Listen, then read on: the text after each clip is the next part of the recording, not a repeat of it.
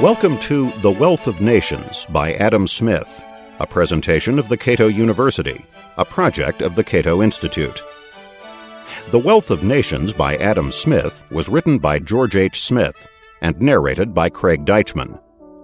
The quotations are read by Dan Church, Rob Daniel, Travis Hardison, Joe Keenan, and Paul Meyer.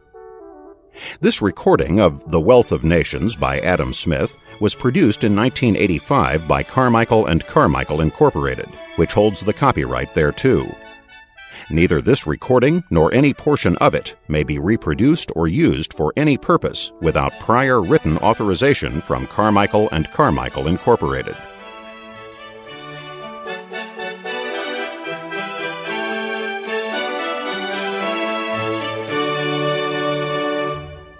In 1793, the philosopher Dugald Stewart told of a 3-year-old Scottish boy, a sickly lad who had been kidnapped by a band of gypsies.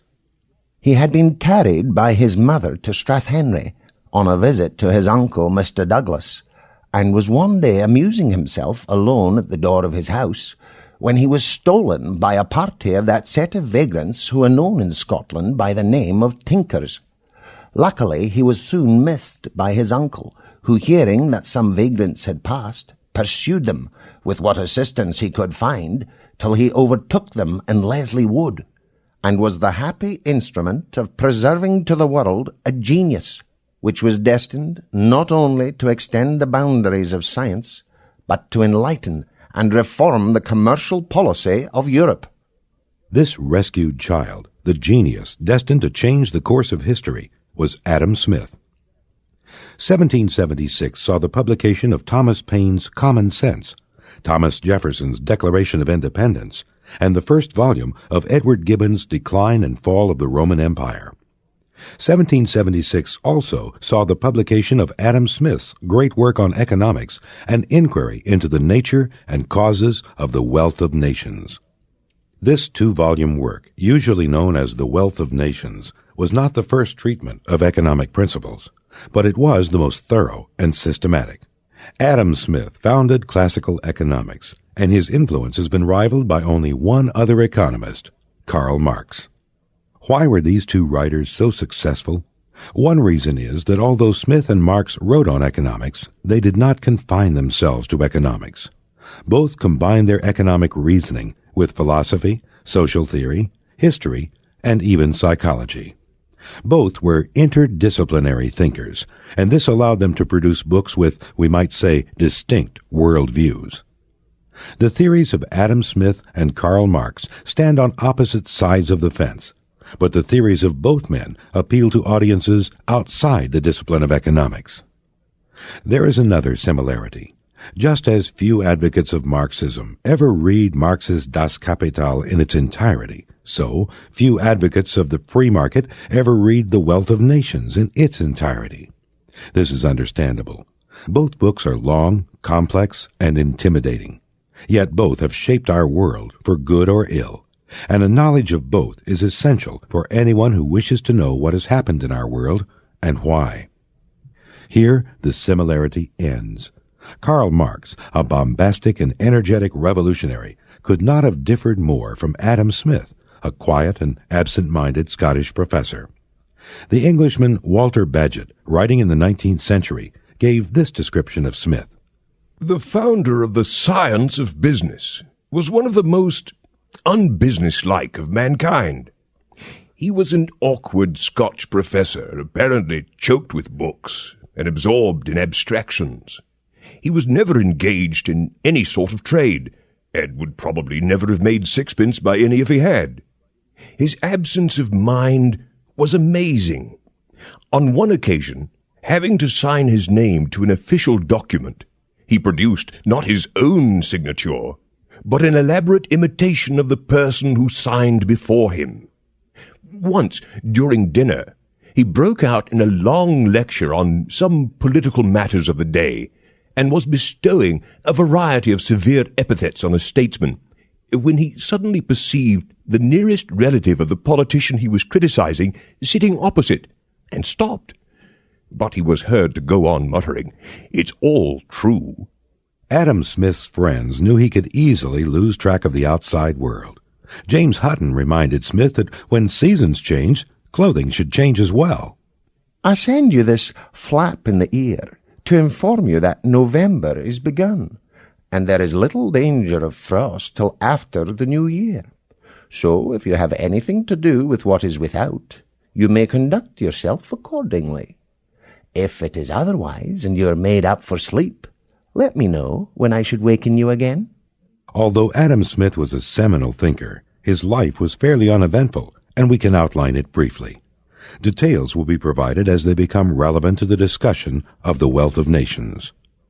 Born in Kirkcaldy, Scotland on July 5, 1723, Adam Smith studied for 3 years at the University of Glasgow, and then for 6 years at Oxford.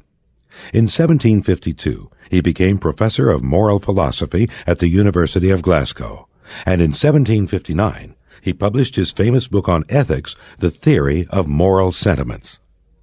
Resigning his professorship in 1763, Smith traveled to France the following year, where he remained until November of 1766. Smith published The Wealth of Nations in 1776, and in 1778 he became Commissioner of Customs for Scotland and of Salt Duties. He died July 17, 1790. If you try to read both volumes of The Wealth of Nations cover to cover, you will likely find it difficult going.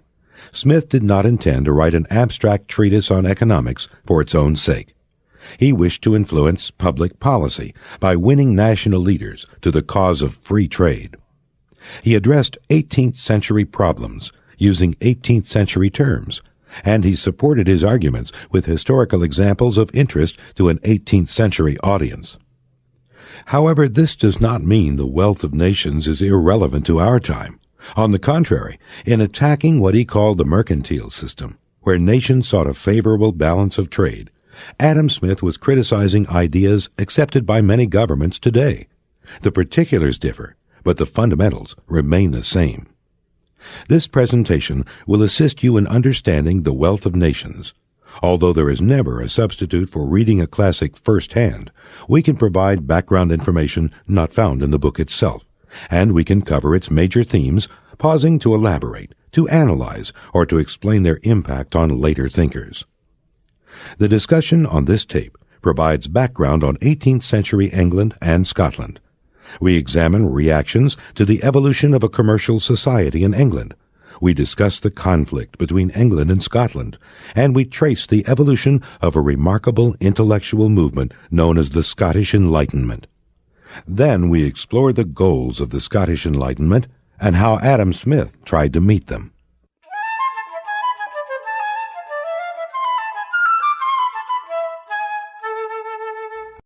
A major part of the Wealth of Nations defends the consumer against merchants and businessmen who seek special privileges in the marketplace.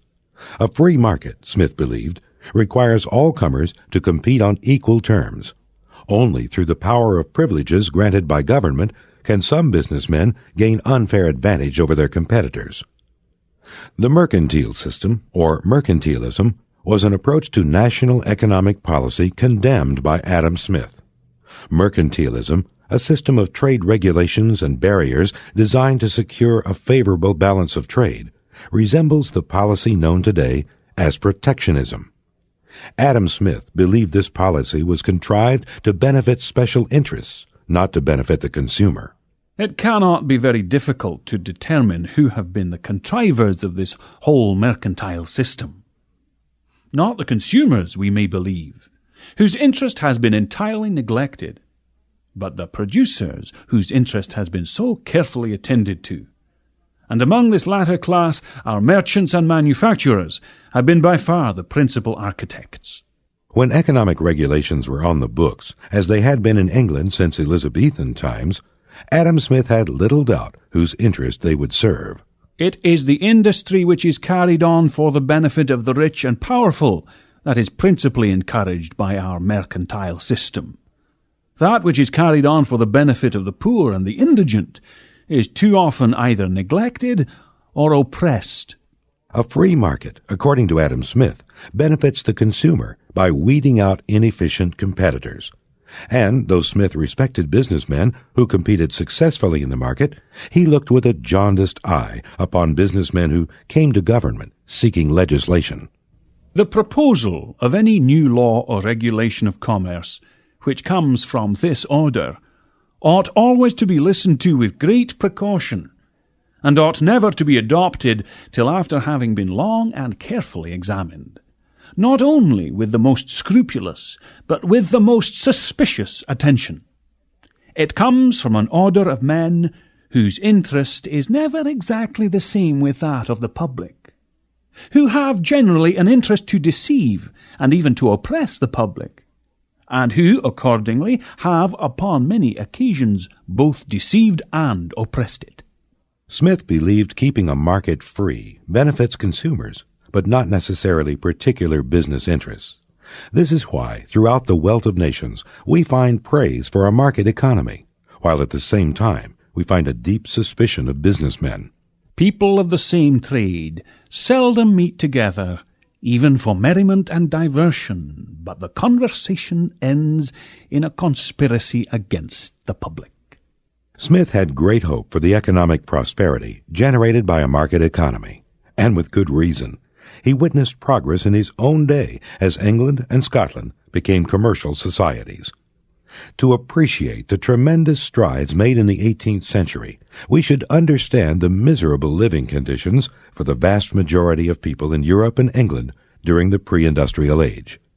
Professor Neil McKendrick, a distinguished economic historian, writes of the texture of poverty in the pre-industrial world, where the poor in the towns and countryside lived in almost complete deprivation, and where a poor man's diet absorbed 60 to 80% of his income in good times.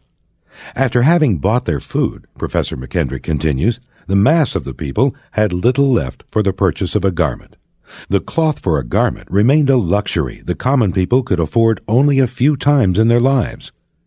When we hear that even the clothes of plague victims were eagerly sought by their relatives, and when we learn of the low expectation of life, the high infant mortality, the sickness which threaded their lives, the poor diet and few comforts they had to sustain them, then the gains made in the 18th century look all the more impressive.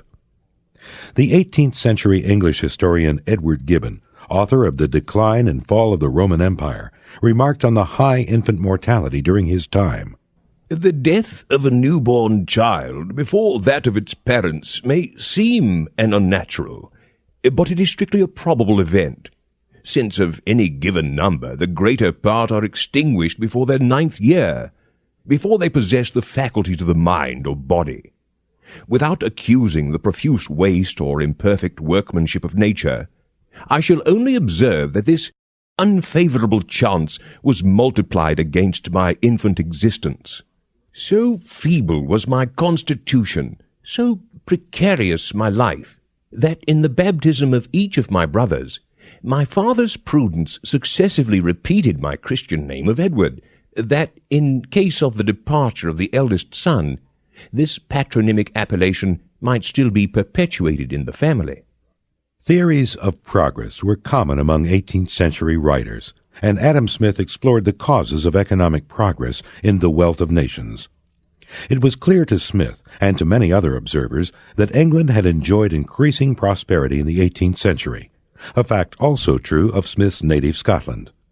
This increased prosperity occurred before the Industrial Revolution, which according to many historians took off shortly after Smith published The Wealth of Nations.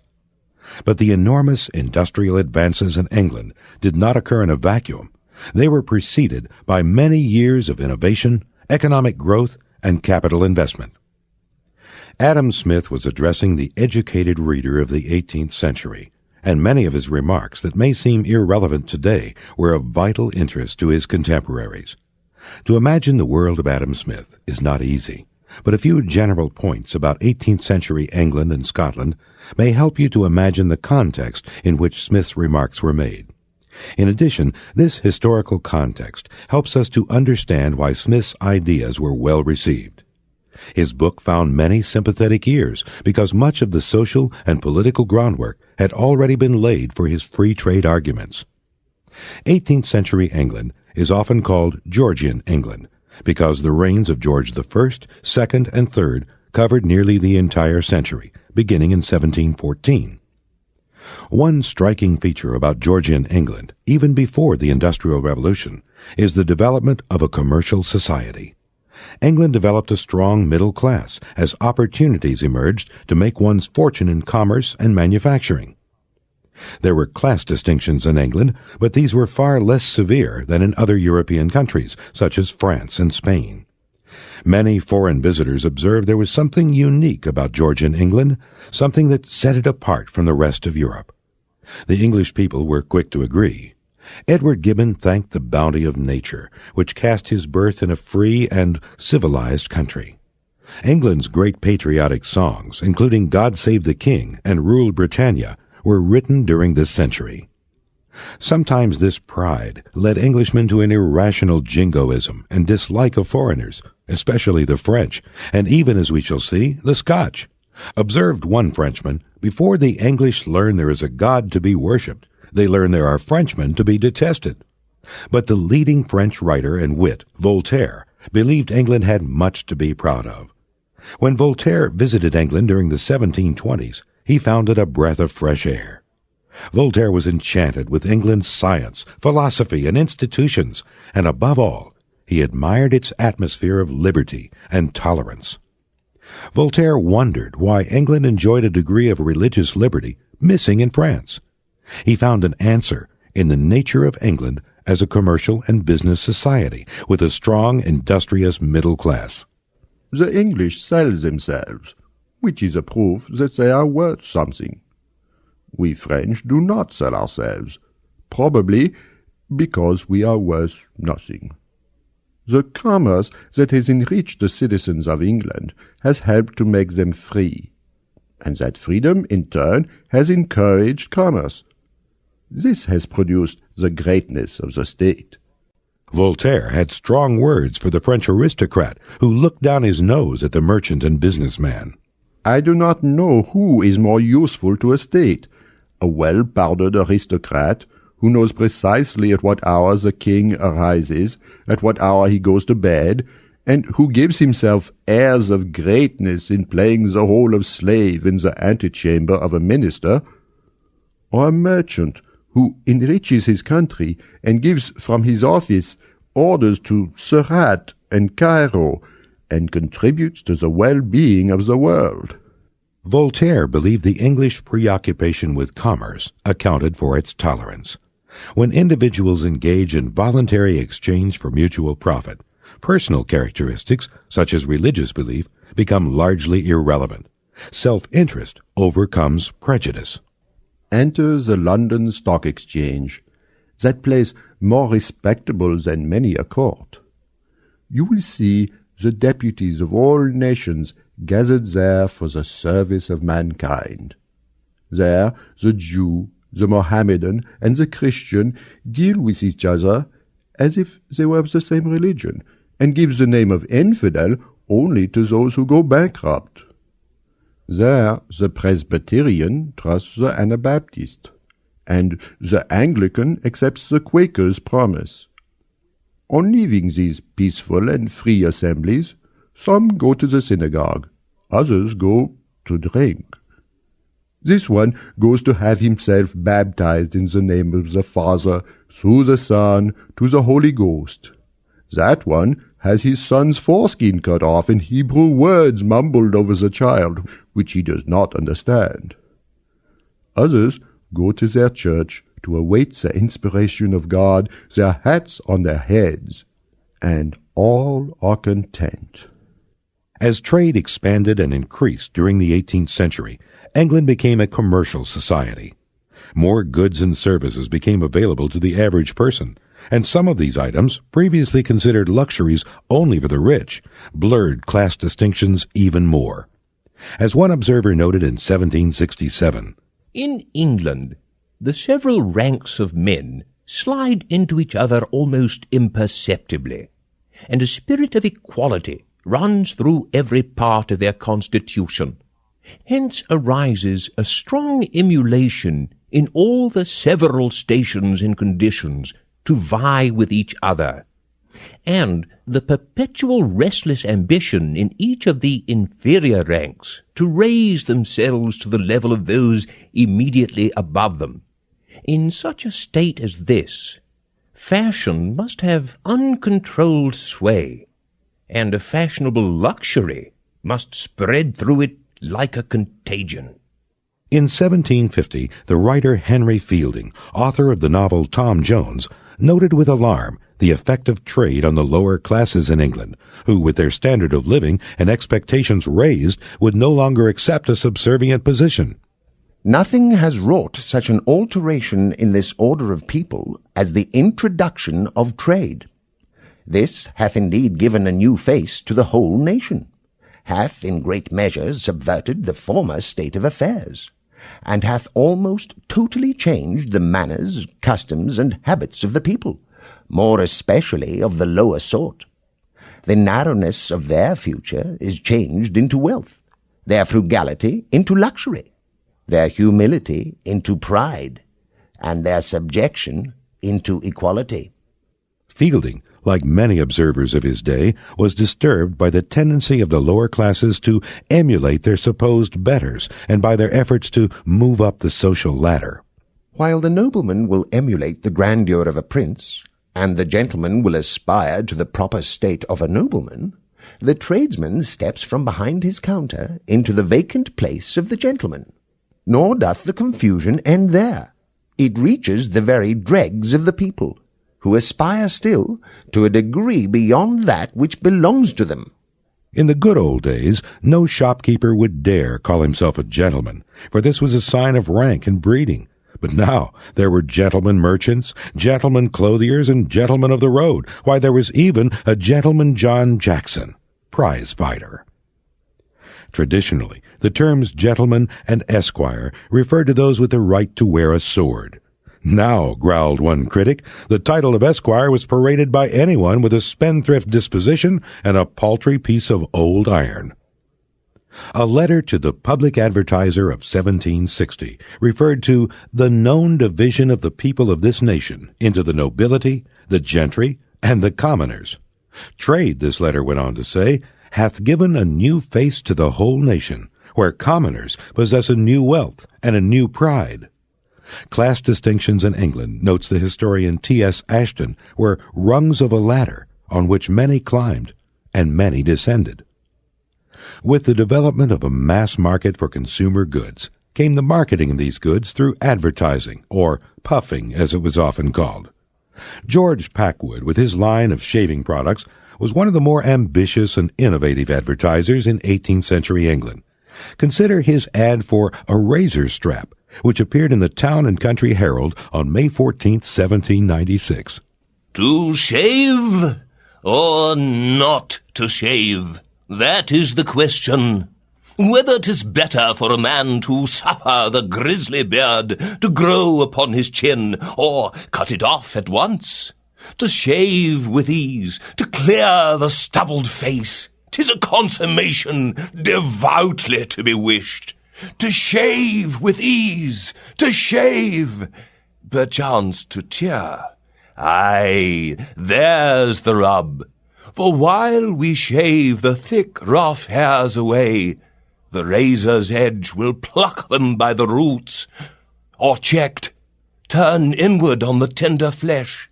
Then trickles down the blood, and the sharp pain smarting the face makes cowards of us all. But who would bear these rubs and ghastly cuts, when he himself might his quietus make with Packwood's new invented strop? Hail London town, hail Gracechurch Street, and number 16, hail, that makes my healthful face both clean and fair. Adam Smith, as we shall see, welcomed the commercial society because he believed it promised independence and liberty to the individual. He was joined in this optimism by many other Scottish intellectuals. Thus, while some English doomsayers were appalled by the commercial society, many Scots rose to its defense. To understand the perspective of Scottish intellectuals here, we need to know something of the history of Scotland and its relationship to England.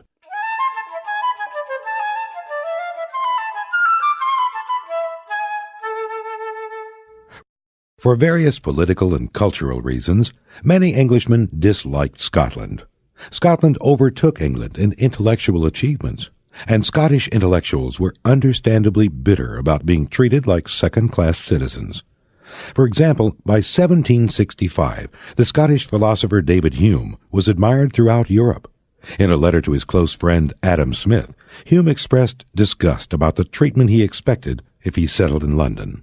As a new vexation to temper my good fortune, I am much in perplexity about fixing the place of my future abode for life. Paris is the most agreeable town in Europe, and suits me best, but it is a foreign country. London is the capital of my own country, but it never pleased me much. Letters are there held in no honour. Scotsmen are hated. Adam Smith tried to reassure his friend. Your objections to London appear to me to be without foundation. The hatred of Scotchmen can subsist even at present among nobody but the stupidest of the people, and is such a piece of nonsense that it must fall even among them in a 12-month. James Boswell, a student of Adam Smith at the University of Glasgow, may have disagreed with his teacher's optimistic forecast. In 1760, Boswell left Scotland for London, where he witnessed the rancour against his countrymen. At night, I went to Covent Garden and saw Love in a Village. Just before the overture began to be played, 2 Highland officers came in. The mob in the upper gallery roared out, "No Scots! No Scots! Out with them!" hissed and pelted them with apples. My heart warmed to my countrymen. My Scotch blood boiled with indignation. I jumped up on the benches, roared out, "Damn you, you rascals!" hissed and was in the greatest rage. The rudeness of the English vulgar is terrible. This indeed is the liberty which they have. The liberty of bullying and being abusive with their blackguard tongues. Years later, James Boswell authored The Life of Samuel Johnson, one of the most celebrated biographies ever written. Ironically, Samuel Johnson, a great writer feared for his savage wit, was also known for his dislike of everything Scottish. Boswell recorded his trepidations upon first meeting this famous character. I drank tea at Davies in Russell Street, and about 7 came in the great Mr. Samuel Johnson, whom I have so long wished to see. Mr. Davies introduced me to him. As I knew his mortal antipathy at the Scotch, I cried to Davies, "Don't tell where I come from." However, he said, "From Scotland." "Mr. Johnson," said I, "indeed I come from Scotland, but I cannot help it." "Sir," replied he, "that, I find, is what a very great many of your countrymen cannot help." Samuel Johnson, a conservative Tory, was the political opposite of a notorious English radical named John Wilkes. But when Johnson and Wilkes met, they got along splendidly. Both loved to tell jokes about Scotland. Samuel Johnson didn't think much of Scotland. On this, at least, John Wilkes agreed. His paper, The North Briton, characterized Scotland as a land where half-starved spiders prey on half-starved flies. Johnson and Wilkes amused themselves with Scottish jokes in the presence of their Scottish friend. Boswell reported one of these conversations, calling it extravagant, sportive raillery upon the supposed poverty of Scotland. Wilkes: "Pray, Boswell, how much may be got in a year by an advocate at the Scotch bar?" Boswell: "I believe £2,000. Wilkes: "How can it be possible to spend that money in Scotland?"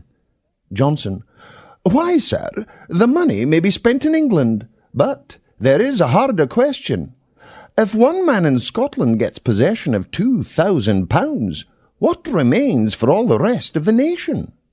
Wilkes: "You know, in the last war, the immense booty which Thoreau carried off by the complete plunder of 7 Scotch isles, he re-embarked with 3 and 6pence. Boswell accepted this good-natured ribbing, but his simmering resentment of English pretension was shared by many of his countrymen. "It is no small misfortune for Scotch gentlemen who have neither talents nor ambition to be educated in England, where they may be perhaps distinguished only by a nickname, lavish their fortune in giving expensive entertainments to those who laugh at them, and saunter about as mere idle, insignificant hangers-on, even upon the foolish great, when, if they had been judiciously brought up at home, they might have been comfortable and creditable members of society. Although England and Scotland were united politically by the Act of Union in 1707, they remained different countries with distinct legal and cultural traditions. Scots rarely agreed on anything, but they nearly agreed in opposing the Act of Union. Why? Mainly because the Scottish Parliament was dissolved and absorbed into the English Parliament, and this threat to the political identity of Scotland was widely believed to be the result of bribery. But Scotland's most serious problem was economic, not political. England dominated Scottish foreign policy, and severe trade barriers designed to protect English interests devastated Scottish trade. By the late 17th century, Scotland, a poor country, was rapidly growing poorer. It nosedived into the most serious trade slump and economic crisis of its history. Poor harvests throughout Europe precipitated a general famine. This famine struck Scotland with a vengeance. The Scottish population was decimated, as unknown numbers perished in the streets. And many of those unfortunate enough to survive the wave of famine could see epidemics following in its wake, eager to finish them off. The Scottish famine would not be forgotten, and the English trade barriers would not be forgiven. Everyone, one observer said, may see death in the face of the poor. But England told this starving country it could not trade even to save its life. Recall the jokes about poverty-stricken Scotland. James Boswell knew his English friends intended no harm, but their humor cut with a sharp, insensitive edge. The Act of Union provided economic relief. Scotland was given free trade with England and the English colonies, clearing the path for recovery. In 1760, long before he published The Wealth of Nations, Adam Smith argued that the long-range economic benefits of the Act of Union far outweighed its liabilities. The Union was a measure from which infinite good has been derived to this country. The prospect of that good, however, must have appeared very remote and very uncertain. The immediate effect of it was to hurt the interest of every single order of men in the country. The views of their posterity are now very different, but those views could be seen by but few of our forefathers, by those few in but a confused and imperfect manner. 18th century Scotland recovered under free trade, so it was natural for many Scottish intellectuals, including Adam Smith and David Hume, to see the benefits of free trade policies. All nations, according to Adam Smith, benefit from free trade. Wealth is not a fixed amount, where one nation gets more only if another gets less. The Wealth of Nations presents this theory in an effort to persuade political leaders to the cause of free trade. A trade which is forced by means of bounties and monopolies may be, and commonly is, disadvantageous to the country in whose favour it is meant to be established. But that trade which, without force or constraint, is naturally carried on between any two places, is always advantageous, though not always equally so, to both. Trade restrictions not only decrease wealth, but generate international conflict as well. It is difficult not to recall the bitter hostility between England and Scotland as we hear this passage. Each nation has been made to look with an invidious eye upon the prosperity of all the nations with which it trades, and to consider their gain as its own loss. Commerce, which ought naturally to be among nations as among individuals a bond of union and friendship, has become the most fertile source of discord and animosity. Free trade, according to the Wealth of Nations, benefits every nation economically and diminishes the chance of violent collision among nations. Governments would never lower trade barriers from a generous concern for the welfare of other nations, and Smith knew this. Indeed, any Scot familiar with the history of his country could not fail to know this. Self-interest, and self-interest alone, would turn governments from their destructive trade policies. A famous passage from The Wealth of Nations about the butcher, brewer, and baker applies to governments as well. It is not from the benevolence of the butcher, the brewer, or the baker that we expect our dinner, but from their regard to their own interest. We address ourselves not to their humanity, but to their self-love, and never talk to them of our own necessities, but of their advantage. By the Act of Union, Scotland traded a free parliament for free trade. The number of Scottish representatives sent to the English Parliament was small, 16 peers and 45 commoners, and these were controlled by special interests. A young Scottish intellectual who set his sights on influencing this group was courting failure. The Scots desired national independence, and this is what they lost by the Act of Union. At least this is what they lost politically. But free trade paved another avenue, one based on non-political institutions. The Scots turned their attention to securing their social, cultural, and economic traditions. This shift from political to non-political institutions had profound consequences. Economic progress brought social stability, and social stability brought time to nurture an intellectual culture. This sparked a brilliant outburst of intellectual activity in the last half of the 18th century. From disaster in the 1690s, Scotland became a center of intellectual accomplishment in the 1760s, scattering its rays to England, France, Germany, Italy, and America. This was the Scottish Enlightenment. Edinburgh, stripped of its political importance by the Act of Union, became the nucleus of the Scottish Enlightenment. Contemporaries described it as a hotbed of genius and as the Athens of Britain. Scottish universities employed brilliant scientists and philosophers who attracted students from Europe and America. Among these distinguished professors, of course, was Adam Smith himself, who lectured at the University of Glasgow from 1751 to 1764. John Miller, who was to become a famous professor of civil law at Glasgow, studied under Smith, and he noted Smith's popularity. His reputation was very high, and a multitude of students from a great distance resorted to the university merely upon his account. Those branches of science which he taught became fashionable at this place, and his opinions were the chief topics of discussion in clubs and literary societies. Even the small peculiarities in his pronunciation or manner of speaking became frequently the objects of imitation. Miller described Adam Smith's engaging manner as a lecturer. There was no situation in which the abilities of Mr. Smith appeared to greater advantage than as a professor. In delivering his lectures, he trusted almost entirely to extemporary elocution. His manner, though not graceful, was plain and unaffected, and as he seemed to be always interested in the subject, he never failed to interest his hearers. Each discourse consisted commonly of several distinct propositions, which he successively endeavoured to prove and illustrate. These propositions, when announced in general terms, had from their extent not infrequently something of the air of a paradox. In his attempts to explain them, he often appeared at first not to be sufficiently possessed of the subject, and spoke with some hesitation. As he advanced, however, the matter seemed to crowd upon him.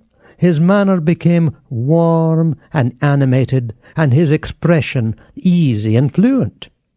In points susceptible of controversy, you could easily discern that he secretly conceived an opposition to his opinions, and that he was led upon this account to support them with greater energy and vehemence. By the fullness and variety of his illustrations, the subject gradually swelled in his hands, and acquired a dimension which, without a tedious repetition of the same views, was calculated to seize the attention of his audience, and to afford them the pleasure, as well as instruction, in following the same object through all the diversity of shades and aspects in which it was presented, and afterwards in tracing it backwards to that original proposition or general truth from which this beautiful chain of speculation had proceeded. Adam Smith was proud of Scottish universities, as he indicated in 1774.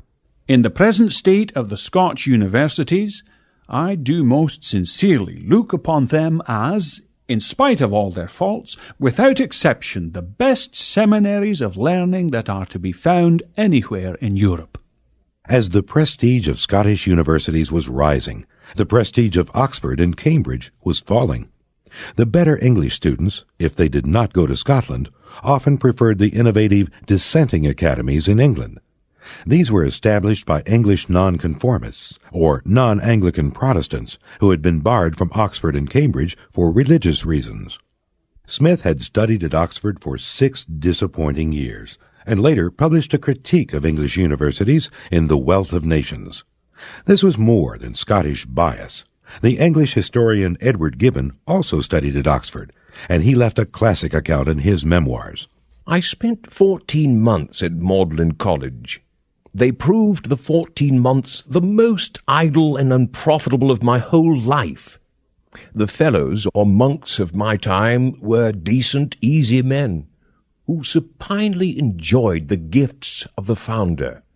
Their days were filled by a series of uniform employments, the chapel and the hall, the coffee-house and the common room, till they retired, weary and well satisfied, to a long slumber. From the toil of reading or thinking or writing, they had absolved their conscience, and the first shoots of learning and ingenuity withered on the ground, without yielding any fruits to the owners or the public. Why had English universities tumbled to this miserable level? Gibbon, like Smith, attributed this to a lack of competition. The legal incorporation of these societies by the charters of popes and kings had given them a monopoly of the public instruction, and the spirit of monopolists is narrow, lazy, and oppressive.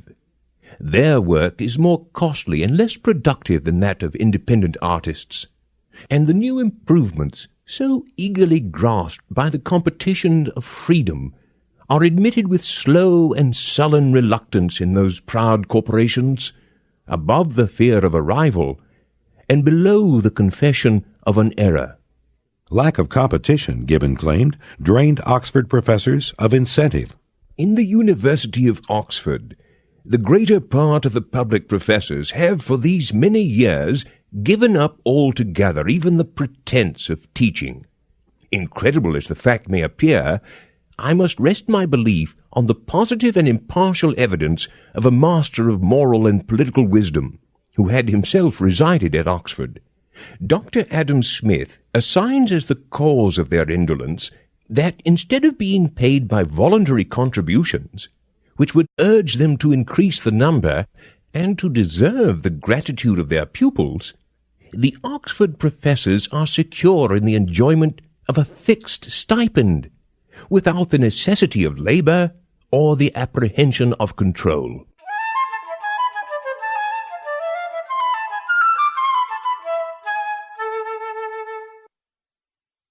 Scottish universities were essential to the Scottish Enlightenment, but so were less formal organizations.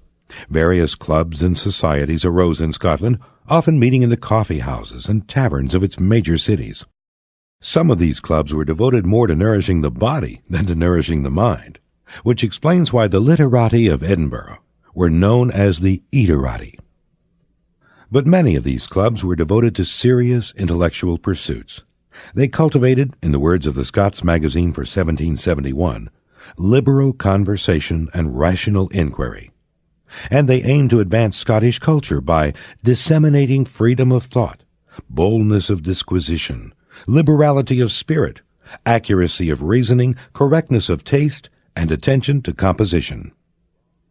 Adam Smith belonged to a number of clubs in Glasgow and Edinburgh, including Glasgow's Political Economy Club. This was founded by Andrew Cochrane, Glasgow's mayor and a successful merchant. Cochrane probably suggested a number of facts and ideas which found their way into the Wealth of Nations. Smith helped to organize Edinburgh's Select Society in 1754, which discussed economics. He also belonged to Edinburgh's Philosophical Society, the Oyster Club, and he was an original member of the Poker Club. The Poker Club, incidentally, was not devoted to what its name suggests. Its members debated the question of a Scottish militia. We can get an idea of how these clubs operated by looking at one of the most famous, the Literary Society of Glasgow. This attracted university professors, ministers, physicians, lawyers, and merchants. Its membership roster is quite impressive. On it appear the names of Adam Smith, Robert Simpson, the great mathematician, William Cullen, a father of modern chemistry, Thomas Reid, one of Scotland's greatest philosophers, James Watt, the inventor, and the Foulis brothers, printers of fine books. Members of the Literary Society were required to present a paper at least once a year. The club operated from November to May, meeting every Friday evening at 5:30. The formal meeting ended after a paper was read and debated.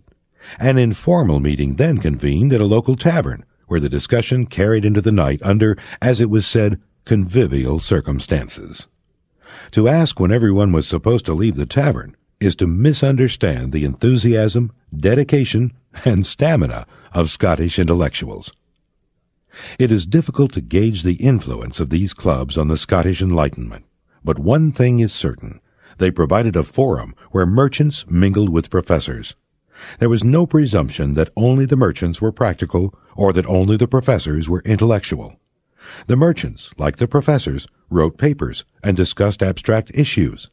And the professors, like the merchants, discussed the issues of the day and the fine points of commerce. The Scottish philosopher Dugald Stewart, a young contemporary of Smith's, remarked on the interplay between Adam Smith and the business community. His long residence in one of the most enlightened mercantile towns in this island, and the habits of intimacy in which he lived with the most respectable of its inhabitants, afforded him an opportunity of deriving what commercial information he stood in need of from the best sources.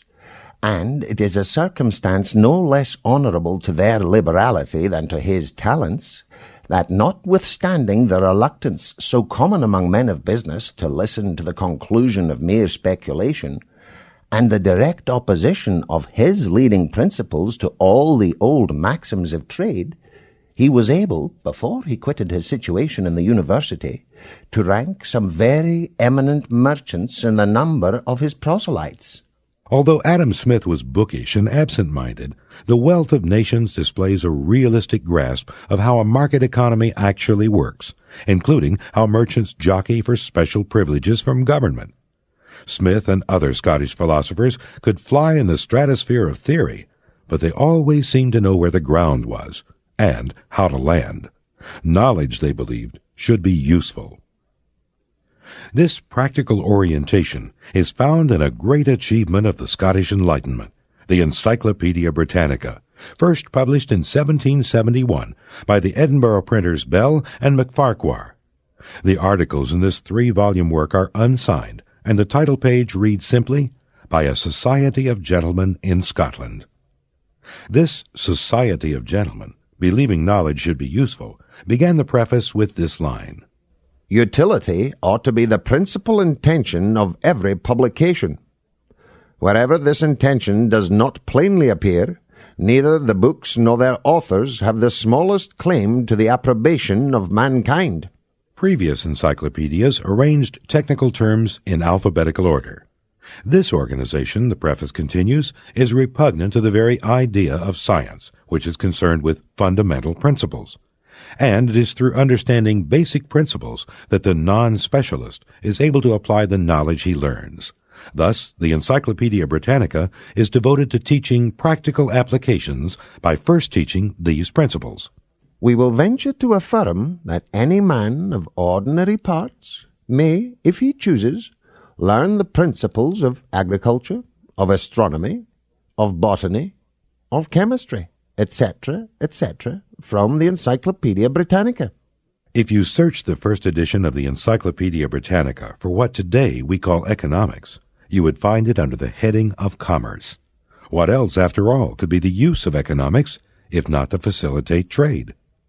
The Society of Gentlemen may have been practical men, but they seem to have underestimated the time required to compile and edit their practical encyclopedia. Though fully sensible of the propriety of adopting the present plan, we were not aware of the length of time necessary for the execution, but engaged in the publication too early. However, by the remonstrances of the compilers, the publication was delayed for 12 months. Still time was wanted, but the subscribers pushed the editors, and they at last persuaded the compilers to consent to the publication. A basic goal of the Scottish Enlightenment was to establish a science of man. The Scottish philosophers believed we can discover the nature or fundamental characteristics of human beings through observation, experience, and reasoning. Then, by applying this knowledge to other areas, we can arrive at a systematic and integrated system of principles, all relating to human beings and to their interaction in society. All major figures in the Scottish Enlightenment accepted this approach, however much they disagreed over particulars. Many of them, including Adam Smith, were influenced by the seminal work of David Hume, who sounded the trumpet call in his early book, A Treatise of Human Nature. Published in 1739, the complete title of this book reads, A Treatise of Human Nature, being an attempt to introduce the experimental method of reasoning into moral subjects. Hume set out to establish a science of man. 'Tis evident that all the sciences have a relation, greater or less, to human nature, and that however wide any of them may seem to run from it, they still return back by one passage or another. Even mathematics, natural philosophy, and natural religion are in some measure dependent on the science of man, since they lie under the cognizance of men, and are judged by their powers and faculties. A science of man, according to Hume, rescues us from the futile speculations of many philosophers and permits us to apply our knowledge to useful goals. Here, then, is the only expedient from which we can hope for success in our philosophical researches. To leave the tedious lingering method which we have hitherto followed, and instead of taking now and then a castle or village on the frontier, to march up directly to the capital or centre of these sciences, to human nature itself, which being once masters of, we may everywhere else hope for an easy victory. From this station we may extend our conquests over all those sciences which more intimately concern human life, and may afterwards proceed at leisure to discover more fully those which are the objects of pure curiosity. There is no question of importance whose decision is not comprised in the science of man, and there is none which can be decided with any certainty before we become acquainted with that science. In pretending, therefore, to explain the principles of human nature, we in effect propose a complete system of the sciences, built on a foundation almost entirely new, and the only one upon which they can stand with any certainty. Hume, like other Scottish philosophers, was profoundly interested in how human beings behave in society. We must glean up our experiments in this science from a cautious observation of human life, and take them as they appear in the common course of the world. The science of man, said Dugald Stewart, captivated Adam Smith, but not because it was mental exercise. Smith wished to further human progress. The study of human nature in all its branches, more particularly of the political history of mankind, opened a boundless field to Adam Smith's curiosity and ambition, and, while it afforded scope to all the various powers of his versatile and comprehensive genius, it gratified his ruling passion of contributing to the happiness and the improvement of society. The operations of society fascinated the Scottish philosophers, and they were pioneers in economics and sociology. Man, they believed, is a social being.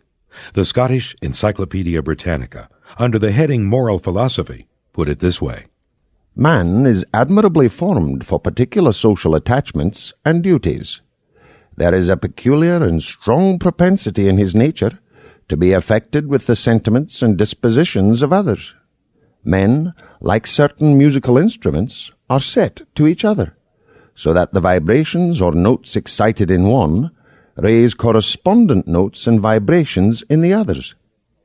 The impulses of pleasure or pain, joy or sorrow, made on one mind, are, by an instantaneous sympathy of nature, communicated to some degree in all, especially when hearts are in union of kindness. The joy that vibrates in one communicates to the other also. All passions, but especially those of the social kind, are contagious, and when the passions of one man mingle with those of another, they increase and multiply prodigiously.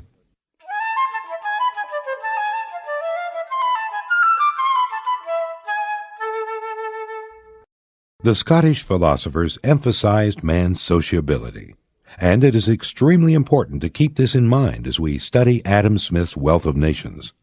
Adam Smith, it is commonly said, believed man is motivated by self-interest alone, and self-interest here is often interpreted as a desire for material gain.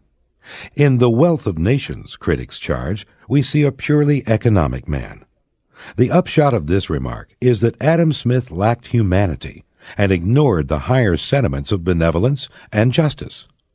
This claim about Smith is worse than wrong. It is so misleading as to distort Smith's fundamental perspective. Adam Smith, we should remember, was a professor of moral philosophy who, long before The Wealth of Nations, published a major work in ethics called The Theory of Moral Sentiments. If we read only The Wealth of Nations, and few of Smith's critics even do this, we are apt to come away with a misleading picture of what Smith intended to accomplish. The Wealth of Nations was regarded by Smith as only one in a series of systematic works dealing with the human condition. Smith did not live to complete his ambitious project, but he did indicate how he viewed the Wealth of Nations in his overall plan. In a revised edition of The Theory of Moral Sentiments, Adam Smith commented on his life's work. In the last paragraph of the first edition of this work, I said that I should in another discourse endeavour to give an account of the general principles of law and government, and of the different revolutions which they had undergone in the different ages and periods of society, not only in what concerns justice, but in what concerns police, revenue, and arms, and whatever else is the object of law. In the inquiry concerning the nature and causes of the wealth of nations, I have partly executed this promise, at least so far as concerns police, revenue, and arms. What remains, the theory of jurisprudence, which I have long projected, I have hitherto been hindered from executing by the same occupations which had till now prevented me from revising the present work. Though my very advanced age leaves me, I acknowledge, very little expectation of ever being able to execute this great work to my own satisfaction, yet I have not altogether abandoned the design, and I wish to continue under the obligation of doing what I can. Notice that Smith mentions the wealth of nations in the context, as he says, of whatever is the object of law. This is extremely important. Law is enforced by government, so the wealth of nations addresses issues which are the proper concern of government. And what is the purpose of government, according to Smith? The first and chief design of every system of government is to maintain justice, to prevent the members of society from encroaching on one another's property or seizing what is not their own. The design here is to give each one the secure and peaceable possession of his own property. A just society permits individuals to live their lives and to dispose of their property as they see fit, so long as they respect the equal rights of others. A just society, therefore, permits individuals to follow the dictates of self-interest. Does this mean Adam Smith believes a just society to be the best of all possible societies? That we should never aspire to virtues greater than self-interest? No. Beneficence, Smith maintains, is a great virtue. Indeed, a general regard for the welfare of others is ranked by Smith as higher than the virtue of justice. The observance of the rules of justice seems scarce to deserve any reward. There is, no doubt, a propriety in the practice of justice, and it merits upon that account all the approbation which is due to propriety. But, as it does no real positive good, it is entitled to very little gratitude. Mere justice is, upon most occasions, but a negative virtue, and only hinders us from hurting our neighbour. The man who barely abstains from violating either the person or the estate or the reputation of his neighbours has surely very little positive merit. He fulfils, however, all the rules of what is peculiarly called justice, and does everything which his equals can with propriety force him to do, or which they can punish him for not doing. We may often fulfil all the rules of justice by sitting still and doing nothing. Smith agrees with other Scottish philosophers that man is a social animal, and that the best societies contain virtues in addition to justice. Man, who can subsist only in society, was fitted by nature to that situation for which he was made. All the members of human society stand in need of each other's assistance, and are likewise exposed to mutual injuries. Where the necessary assistance is reciprocally afforded from love, from gratitude, from friendship and esteem, the society flourishes and is happy. Love, gratitude, and other forms of beneficence are desirable in any society, but they are not absolutely required for the continued existence of a society. But though the necessary assistance should not be afforded from such generous and disinterested motives, though among the different members of the society there should be no mutual love and affection, the society, though less agreeable and happy, will not necessarily be dissolved.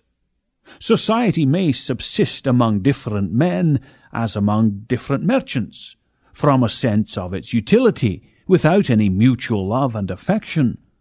And though no man in it should owe any obligation or be bound in gratitude to any other, it may still be upheld by a mercenary exchange of good offices according to an agreed valuation. Justice may rank lower in the scale of virtues, but it is also more fundamental. Justice, a negative virtue satisfied by non-interference, is the bedrock of any society. If it does not exist, then neither can a society. Society cannot subsist among those who are at all times ready to hurt and injure one another. The moment the injury begins, the moment that mutual resentment and animosity take place, all the bands of it are broken asunder, and the different members of which it is constituted are, as it were, dissipated and scattered abroad by the violence and opposition of their discordant affections. If there is any society among robbers and murderers, they must, at least, according to the trite observation, abstain from robbing and murdering one another. Beneficence, therefore, is less essential to the existence of society than justice. Society may subsist, though not in the most comfortable state, without beneficence, but the prevalence of injustice must utterly destroy it. Beneficence, Smith concludes, should be voluntary and beyond the reach of law and government. Justice, on the other hand, requires force and is the proper object of law and government. Beneficence is the ornament which embellishes, not the foundation which supports the building, and which yet was, therefore, sufficient to recommend, but by no means necessary to impose. Justice, on the contrary, is the main pillar that upholds the whole edifice.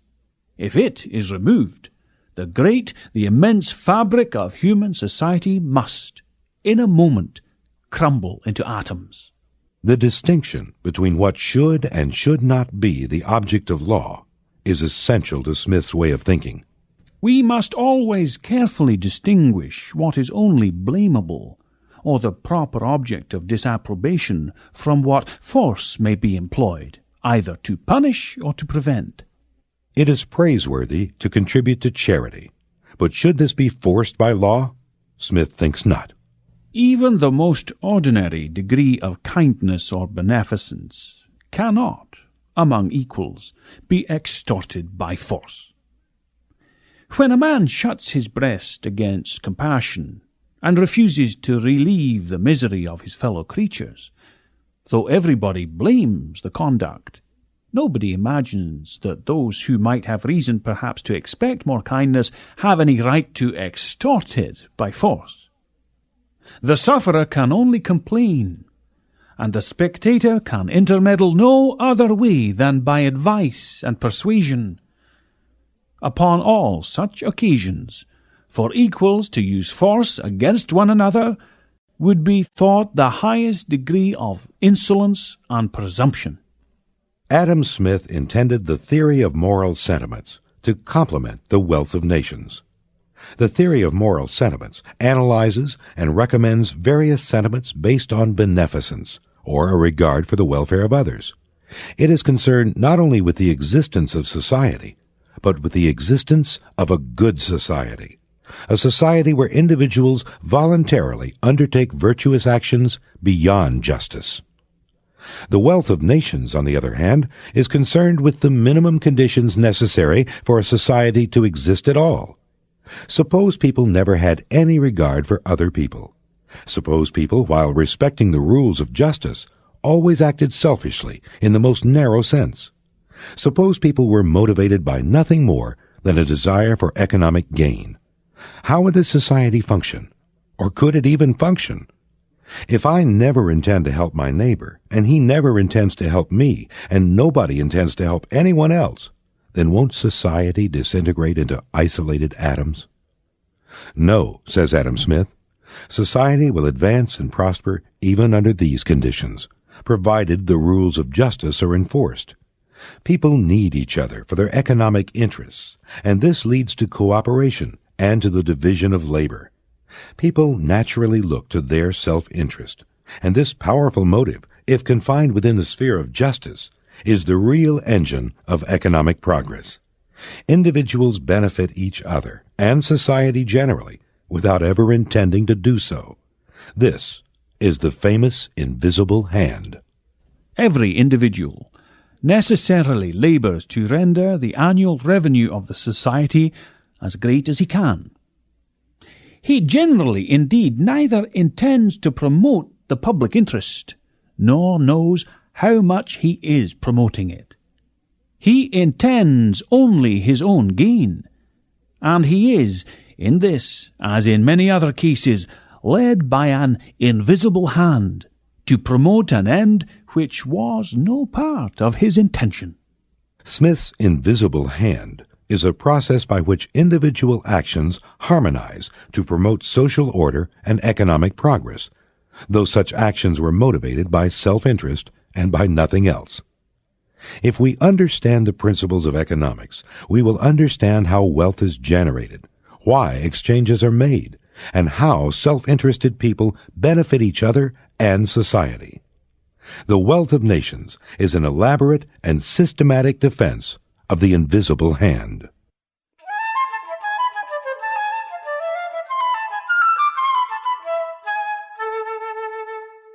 We have seen that in the 18th century, an increase in trade and the development of a commercial society eroded traditional class distinctions and the deference associated with them. We have also seen that many contemporary observers lamented the spirit of independence this infused in the lower orders. No one lamented this more than the irascible anti-Scottish Samuel Johnson. Subordination is sadly broken down in this age. No man now has the same authority which his father had, except a jailer. No master has it over his servants. It is diminished in our colleges, nay, in our grammar schools. There are many causes, the chief of which is, I think, the great increase in money. No man now depends upon the lord of a manor when he can send to another country and fetch provisions. The shoe-black at the entry of my court does not depend on me. I can deprive him but of a penny a day, which he hopes somebody else will bring him. And that penny I must carry to another shoeblack, so the trade suffers nothing. Gold and silver destroy feudal subordination. The Scottish philosophers agreed.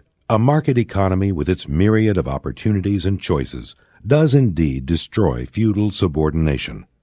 But the luminaries of the Scottish Enlightenment, David Hume, Adam Ferguson, John Miller, Adam Smith, and others, applauded this development. The Scottish philosophers traced the progression from feudalism and dependence to a market economy and independence. John Miller's work, Of the Origin and Distinction of Ranks, first published in 1771, gives a typical account. Speaking of a rude age when persons who have no landed estate are usually unable to subsist without serving some opulent neighbor, Miller says, In this situation, persons of low rank have no opportunity of acquiring an affluent fortune, or of raising themselves to superior stations, and remaining for ages in a state of dependence, they naturally contract such dispositions and habits as are suited to their circumstances. They acquire a sacred veneration for the person of their master, and are taught to pay an unbounded submission to his authority. They are proud of that servile obedience by which they seem to exalt his dignity, and consider it as their duty to sacrifice their lives and their possessions in order to promote his interest, or even to gratify his capricious humour. If a laborer depends upon a variety of customers, Miller argues, he has little to fear from the displeasure of any single person. The farther a nation advances in opulence and refinement, it has occasion to employ a greater number of merchants, of tradesmen, and artificers. And as the lower people, in general, become thereby more independent of their circumstances, they begin to exert those sentiments of liberty which are natural to the mind of man, and which necessity alone is able to subdue. In proportion as they have less need of the favour and patronage of the great, they are at less pains to procure it. That vanity which was formerly discovered in magnifying the power of a chief is now equally displayed in a sullen indifference, or in contemptuous and insolent behaviour to persons of superior rank and station. John Miller may have acquired these views while he studied under Adam Smith at the University of Glasgow, and Smith, in turn, may have been influenced by his friend David Hume. The market economy, according to the Scots, brought increased prosperity, liberty, and independence to the individual. This is the moral foundation underlying Smith's defense of a commercial society and free trade in the wealth of nations. Commerce and manufactures gradually introduced order and good government, and with them the liberty and security of individuals among the inhabitants of the country, who had before lived almost in a continual state of war with their neighbours and of servile dependency upon their superiors. As we discuss Adam Smith the economist, we should always remember that Adam Smith the moral philosopher is close behind. The free and independent individual was a primary concern of the Scottish Enlightenment, and this underlies Smith's defense of a free market. Voluntary exchange, Smith believes, raises man above servile and fawning dependence. Nobody ever saw a dog make a fair and deliberate exchange of one bone for another with another dog. Nobody ever saw one animal, by its gestures and natural cries, signify to another, "This is mine, that yours. I am willing to give this for that." Whoever offers to another a bargain of any kind proposes to do this. "Give me that which I want, and you shall have this which you want," is the meaning of every such offer. It is not from the benevolence of the butcher, the brewer, or the baker that we expect our dinner, but from their regard to their own interest.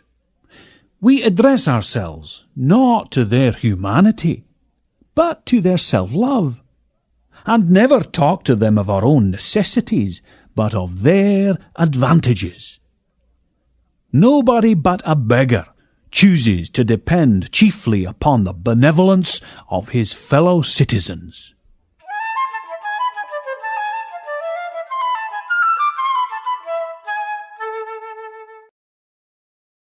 In 1939, the English economist Lionel Robbins delivered a series of lectures for the London School of Economics. His subject was the theory of economic policy in English classical political economy. The English classical economists, as Robbins explained, included the two great Scotch philosophers David Hume and Adam Smith and their followers. Among these followers were Thomas Malthus, David Ricardo, and John Stuart Mill. According to Professor Robbins, it is impossible to understand the evolution and the meaning of Western liberal civilization without some understanding of classical political economy. Unfortunately, this knowledge is confined to a few specialists, and, what is worse, popular beliefs about Adam Smith and other classical economists are usually wrong. Professor Robbins put it strongly. Popular writing in this connection is far below the zero of knowledge or common decency. On this plane, not only is any real knowledge of the classical writers non-existent, but further, their place has been taken by a set of mythological figures, passing by the same names, but not infrequently invested with attitudes almost the exact reverse of those which the originals adopted. These dummies are very malignant creatures indeed. They are the tools or lackeys of capitalist exploiters. I think that has the authentic stylistic flavor. They are supremely indifferent to the well-being of the working classes. Hence, when a writer of the day wishes to present his own point of view in a specially favorable setting, he has only to point to the contrast with the attitude of these reprehensible people, and the desired effect is produced. You would be surprised at the number of well-known authors who have resorted to this device. Among the classical economists, none has received a greater range of interpretations than Adam Smith. The Wealth of Nations, it has been said, supports virtually any economic theory one cares to defend. Jean-Baptiste Say, a 19th-century French economist, called The Wealth of Nations a vast chaos, and he listed some obstacles to comprehending it. To understand Adam Smith thoroughly, it is necessary to accustom oneself to collect and digest his views, a labor, at least in respect to some passages, he has placed beyond the reach of most readers. His fundamental principles are not established in the chapters assigned to their development. Many of them will be found scattered through the two excellent refutations of the exclusive or mercantile system and the system of the economists, but in no other parts of the work. Dr. Smith's digressions have, moreover, with great propriety, been much censured. An historical account of a particular law or institution, as a collection of facts, is in itself doubtless highly interesting, but in a work devoted to the support and illustration of general principles, particular facts, not exclusively applicable to these ends, can only unnecessarily overload the attention. The Wealth of Nations is an extraordinarily difficult book. This is evident to anyone who's ever tried to read it. How, then, can the non-specialist acquire a reliable knowledge of its contents? Fortunately, excellent commentaries are available. Many of these focus on economics, however, and so may leave us a bit dissatisfied.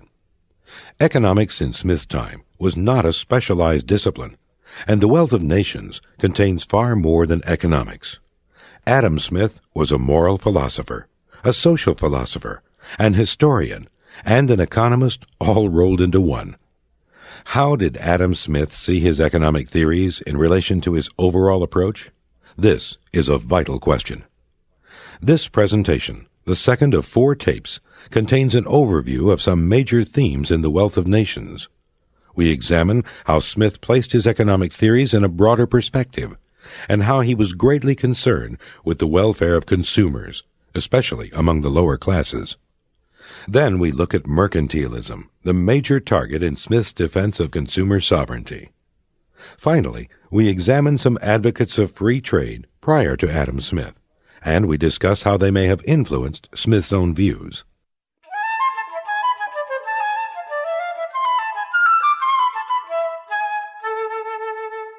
We know Adam Smith developed his ideas over many years. We also know he lectured on his theories at the University of Glasgow during the 1750s and early 60s. John Miller attended these lectures, and he described them as follows. About a year after his appointment to the professorship of logic, Mr. Smith was elected to the chair of moral philosophy. His course of lectures on this subject was divided into 4 parts. The first contained natural theology, in which he considered the proofs of the being and attributes of God, and those principles of the human mind upon which religion is founded. The second comprehended ethics, strictly so-called, and consisted chiefly of the doctrines which he afterwards published in his Theory of Moral Sentiments. In the third part, he treated at more length of that branch of morality which relates to justice, and which, being susceptible of precise and accurate rules, is for that reason capable of a full and particular explanation.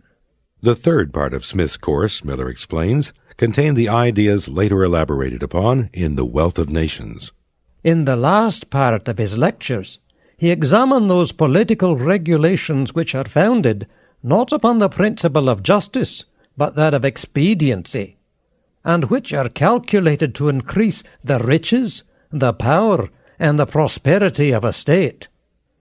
Under this view, he considered the political institutions relating to commerce, to finances, to ecclesiastical and military establishments. What he delivered on these subjects contained the substance of the work he afterwards published under the title of An Inquiry into the Nature and Causes of the Wealth of Nations. There is no doubt that while lecturing at the University of Glasgow, Adam Smith had already developed many of the views later expressed in The Wealth of Nations. Here is an example of his views at that time. Britain should, by all means, be made a free port, and there should be no interruptions of any kind made to foreign trade. If it were possible to defray the expenses of government by any other method, all duties, customs, and excise should be abolished, and free commerce and liberty of exchange should be allowed with all nations and for all things. Imagine if tape recorders had existed in the 18th century, so we could hear Adam Smith deliver his lectures in person. Imagine how much we could learn about the wealth of nations as we listen to Adam Smith, the professor, present its major ideas in his classroom. How would Smith introduce his ideas on economics? Why would he say they were important? Well, we don't have a recording of Smith's lectures, but we do have the next best thing. We have student notes, nearly verbatim accounts of Smith's Glasgow lectures. Come now and attend a lecture on economics by Adam Smith as he unfolds ideas later made famous in The Wealth of Nations. Perhaps you expect him to begin with supply and demand, or with a definition of economics. You're in for a surprise. The day is Monday, March 28, 1763. The topic is police. And Professor Smith opens like this. Police, the word, has been borrowed by the English immediately from the French, though it is originally derived from the Greek, signifying policy, politics, or the regulation of a government in general. It is now, however, generally confined to the regulation of the inferior parts of it. It comprehends, in general, 3 things: the attention paid by the public to the cleanliness of the roads, streets, etc. Second, security. And thirdly, cheapness or plenty, which is the constant source of security. Moving quickly to public security, Professor Smith startles you with an observation about the crime rate. We shall only observe on this head that those cities where the greatest police is exercised are not those which enjoy the greatest security. London is the largest city in Europe, at least larger by a third than Paris, and should therefore stand the more in need of regulations of this sort. But we find that in Paris great care is taken in this way. The collection of the statutes on this head made by de la Mare makes 4 large folios, though he went through but a small part of the plan, so that the police there is a very burdensome part of the law. But all the statutes made concerning the police of London could be read in an hour or 2. We indeed see that there is much more occasion for it. Hardly a night passes in Paris without a murder or a robbery in the streets, whereas in London there are not above 3, 4, or 5 murders in a whole year. We can see Professor Smith pacing back and forth as he tries to explain this difference in crime rates. The nature of the manners of the people and their different manner of life occasions a vast difference in this respect. In general, we may observe that the disorders in any country are more or less according to the number of retainers and dependents in it. I took notice of the great disorders and confusion of the feudal governments, which in a great measure proceeded from the number of retainers and dependents amongst them, who, being accustomed to live in ease and luxury about their patron's house, had no way to support themselves but by rapine and violence. In like manner, the disorders in France seem to be owing to the vast number of servants which it is fashionable for the great to maintain. It is far greater than in England, as the spirit of the feudal government is not so entirely abolished as it is here. These servants, being frequently turned off for misdemeanours, and therefore without any recommendation, are the most helpless set of men imaginable. Their idle and luxurious life in ease and plenty when with their masters renders them altogether depraved, both in mind and body, so that they neither are willing nor able to support themselves by work, and have no way to live but by vices and crimes. You came to hear Adam Smith lecture on economics, but you find him speaking on social problems instead. What do crime and dependency have to do with the division of labor and free trade? Professor Smith begins to forge a link. It is not so much the regulations of the police which preserves the security of a nation, as the custom of having in it as few servants and dependents as possible. Nothing tends so much to corrupt and enervate and debase the mind as dependency. And nothing gives such noble and generous notions of probity as freedom and independency. Commerce is one great preventive of this custom. 15 minutes into Professor Smith's lecture, you begin to understand how he will use his economic arguments. Everyone prospers in a commercial society, including the lower orders, and prosperity breeds a spirit of independence. This encourages the character traits of industry and honesty, which in turn benefits society. Government, therefore, by encouraging a free commercial society, promotes social order. The third thing, which is the object of police, is the proper means of introducing plenty and abundance into the country. That is, the cheapness of goods of all sorts. For these terms, plenty and cheapness, are in a manner synonymous, as cheapness is a necessary consequence of plenty. In order to consider the means proper to produce opulence, it will be proper to consider what opulence and plenty consist in, or what are those things which ought to abound in a nation. So here we have it. In 1763, during a Monday lecture at the University of Glasgow, you hear Adam Smith announce how important it is to understand how opulence or wealth is produced in a nation. If 13 years later you learn your former professor has just published a book called An Inquiry into the Nature and Causes of the Wealth of Nations, you would hardly be surprised. Yes, you would think he used to speak of it often. As the lecture continues, Professor Smith discusses the natural wants and demands of mankind. Man has received from the bounty of nature reason and ingenuity, art, contrivance, and capacity of improvement far superior to that which it has bestowed on any of the other animals, but is at the same time in a much more helpless and destitute condition with regard to the support and comfort of his life. All other animals find their food in the state they desire it, and that which is best suited to their several natures, and few other necessaries do they stand in need of. But man, of a more delicate frame and more feeble constitution, meets with nothing so adapted to his use that it does not stand in need of improvement and preparation to fit it for his use. Because man is delicate, Professor Smith argues, he is constantly adapting things to his use. He doesn't eat food as he finds it in nature. He cooks it. He doesn't even accept the temperature as he finds it. He even forms to himself, around his body, a sort of a new atmosphere, more soft, warm, and comfortable than that of the common air.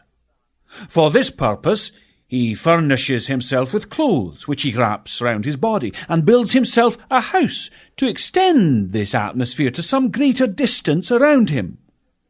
These are contrivances which none of the other animals perceive the need of, but men can hardly subsist without them.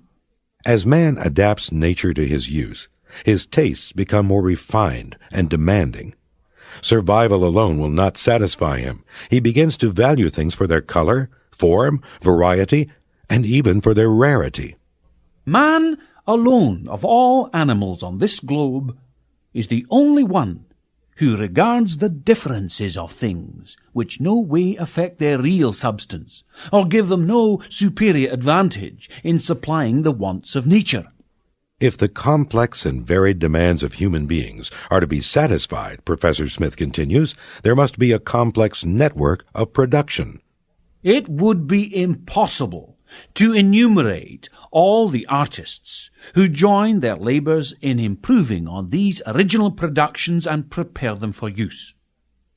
The butcher, the miller, the baker, the brewer, the cook, the confectioner, etc., etc., etc., etc., all give their labour to prepare the various products of the earth for food to man. How many artists are employed to prepare those things for the shops of the upholsterer, the draper, the mercer, and cloth seller? How many labourers are employed to clip the wool, pick it, sort it, spin, comb, twist, weave, scour, dye, etc.? Professor Smith is on a roll. He gives example after example of the many hands and operations involved in producing even the simplest consumer good. All industry, art, and science, he maintains, spring from the original desire of man to satisfy his wants. Thus, every occupation, however removed it may seem from common labor, is really involved in pursuing the same general goal. In a certain view of things, all the arts, the sciences, law and government, wisdom, and even virtue itself tend all to this one thing: the providing meat, drink, raiment, and lodging for men, which are commonly reckoned the meanest of employments, and fit for the pursuit of none but the lowest and meanest of the people.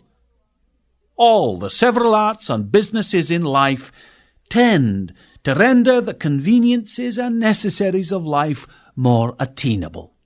Professor Smith has just struck a blow for the dignity of labor. All economic activity, he says, is a kind of labor, and all kinds of labor are essential to meeting the demands of the market. Why is this so important?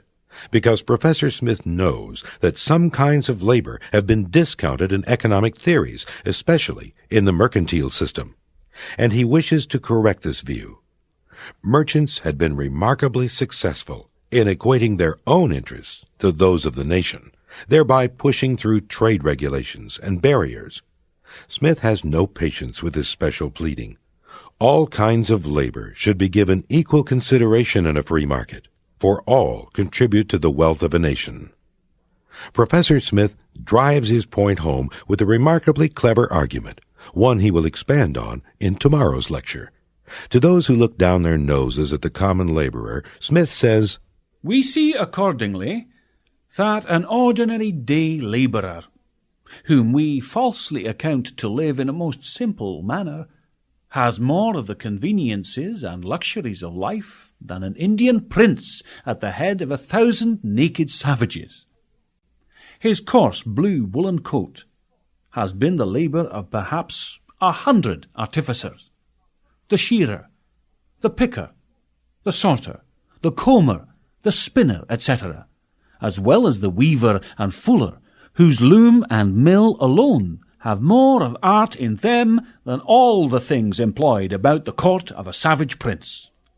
After listing more occupations contributing to the laborer's woolen coat, Professor Smith moves to other possessions of the common laborer. "How many have been required to furnish out the coarse linen shirt which he wears, the tanned and dressed leather shoes, his bed which he rests in, the grate at which he dresses his victuals, the coal he burns, his knives and forks, his plates of pewter or earthenware, his bread, his beer, and other food, so that to supply this poor labourer, about 1,000 have given their joint assistance.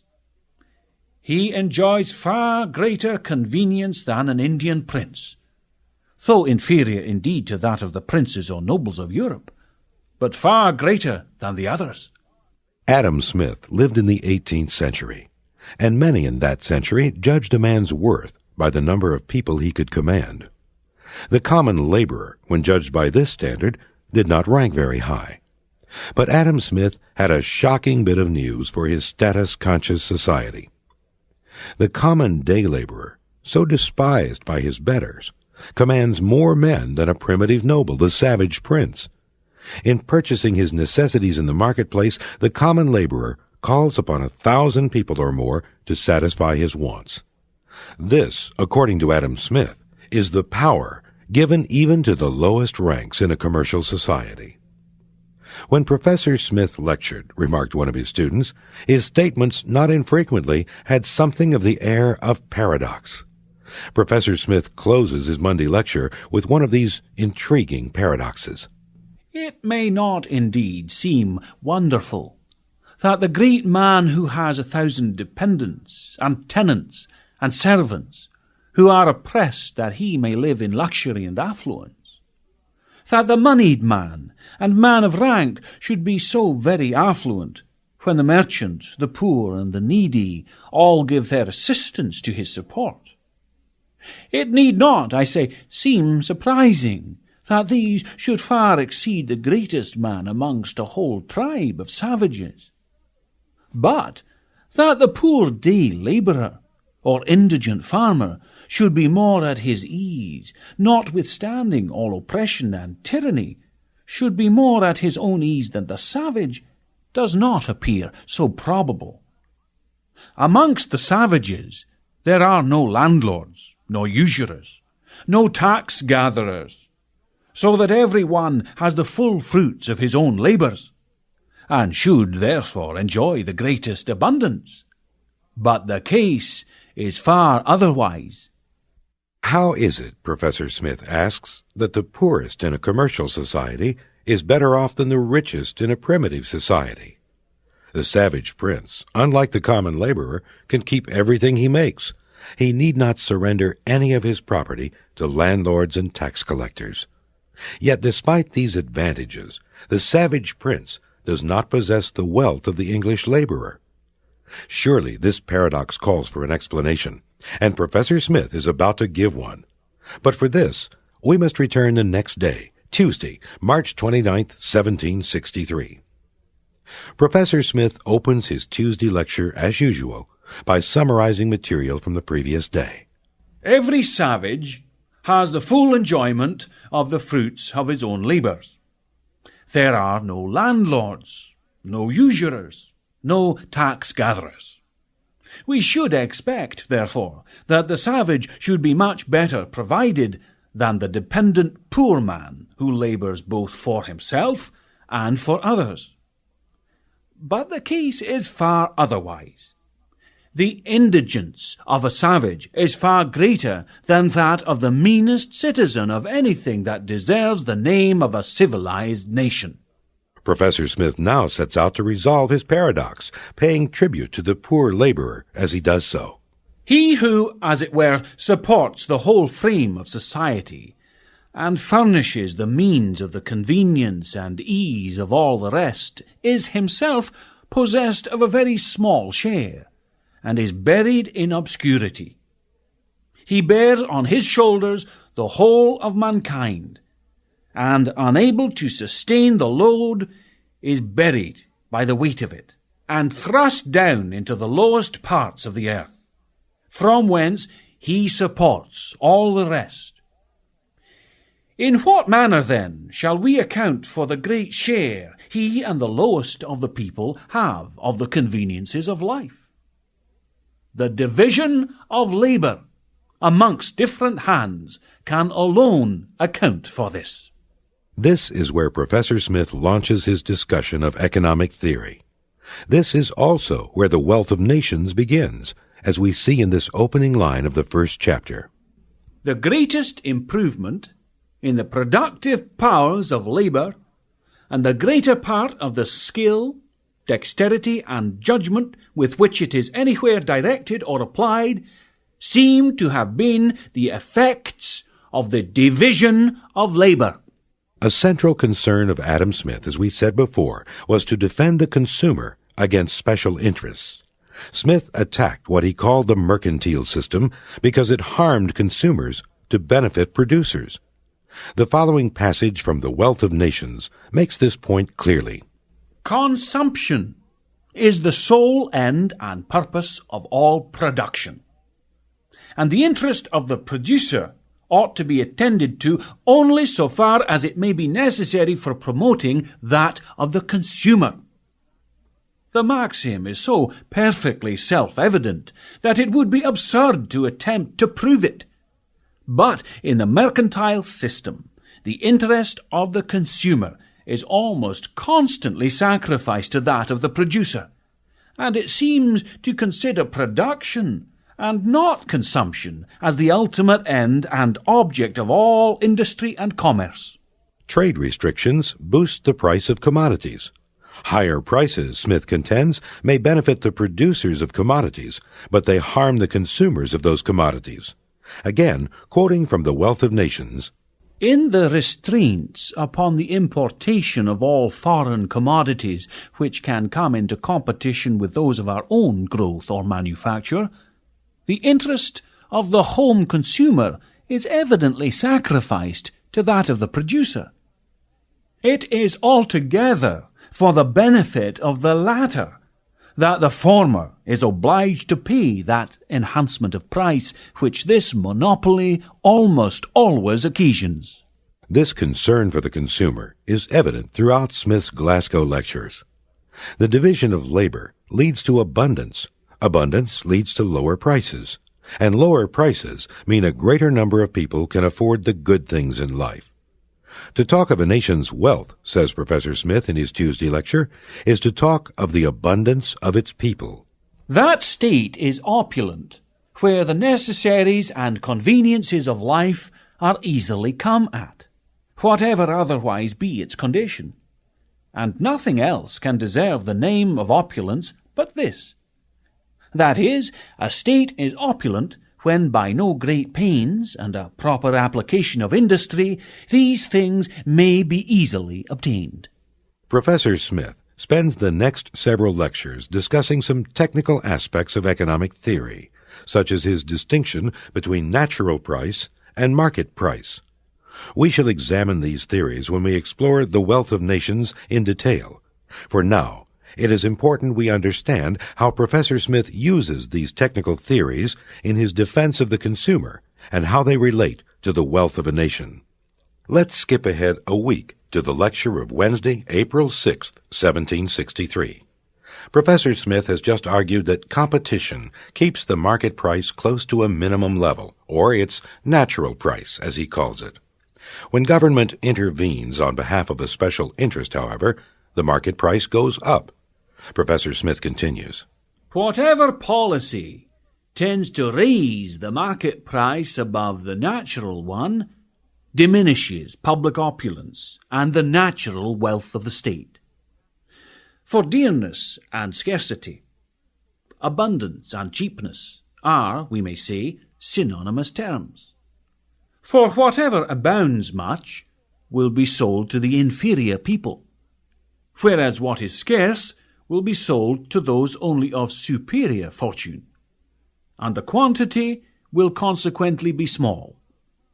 So far, therefore, as anything is a convenience or necessary of life, and tends to the happiness of mankind, so far is the dearness detrimental, as it confines the necessary to a few, and diminishes the happiness of the inferior sort. Whatever, therefore, raises or keeps up the price of them diminishes the opulence and happiness and ease of the country. Hence, it is evident that all taxes on industry must diminish the national opulence as they raise the market price of the commodities. Thus the tax on leather occasions shoes to be much dearer, and we see, accordingly, that there is no part of dress, the scarcity of which the country people complain so much. And though shoes, being absolutely necessary, are still worn by all, yet the dearness, we may say, confines them to fewer persons, as they are much more sparing and saving of them. Think for a moment about what Professor Smith is saying. When he speaks of the wealth of a nation, he means not just the welfare of merchants or farmers or any special group. He means the welfare of everyone in a nation, including the poorest citizens. And these poor are the ones most severely affected when special interests, using privileges granted by government, manage to raise prices above their competitive level. Professor Smith feels so strongly about this subject that he even attacks the high prices caused by taxes on beer and liquor. Such taxes, we should remember, were widely defended in the 18th century as a means to control the drinking habits of the lower classes. High prices made it difficult for the poor to indulge in the same habits as their more affluent countrymen. But listen to what Professor Smith has to say. Strong liquors are almost a necessary in every nation. Man is a careful animal, has many wants and necessities, and is in continual care and anxiety for his support. This he provides in some shape by laws and government, which protect everyone and make their livelihood easier come at. Strong liquors are an expedient to the same purpose, which all nations have fallen upon, and they are therefore become almost necessaries of life, and when used in moderation probably conduce to health. Whatever taxes raise their price, diminish opulence in this point. Yes, you heard right. Professor Smith attributes the same purpose to liquor that he attributes to government. Both are expedients, that is, both make life easier. This remark surely provoked grins among his students, and we can easily imagine a wry smile from the professor himself as he moves to his conclusion. A tax on liquor diminishes the wealth of a nation. Smith's work, The Wealth of Nations, as we said, has been subjected to a variety of interpretations. Professor Lionel Robbins pointed out how misleading some of these interpretations have been, especially those which portray Smith and other classical economists as defenders of economic exploitation. By sitting in on a lecture by Adam Smith, we hear Smith's ideas as he presented them, and we understand them as he understood them. This does not mean Adam Smith was right, nor does it mean Adam Smith was wrong. That is a different issue. We are concerned with the simple matter of fair play. We wish to know how Adam Smith viewed his own theories. Now, let's turn from the views of Adam Smith to the views of his ideological enemies, the mercantilists.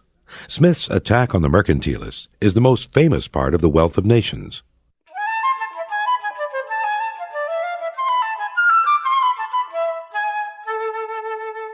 The term mercantilism refers to an economic policy widely practiced in Europe during the 16th, 17th, and 18th centuries.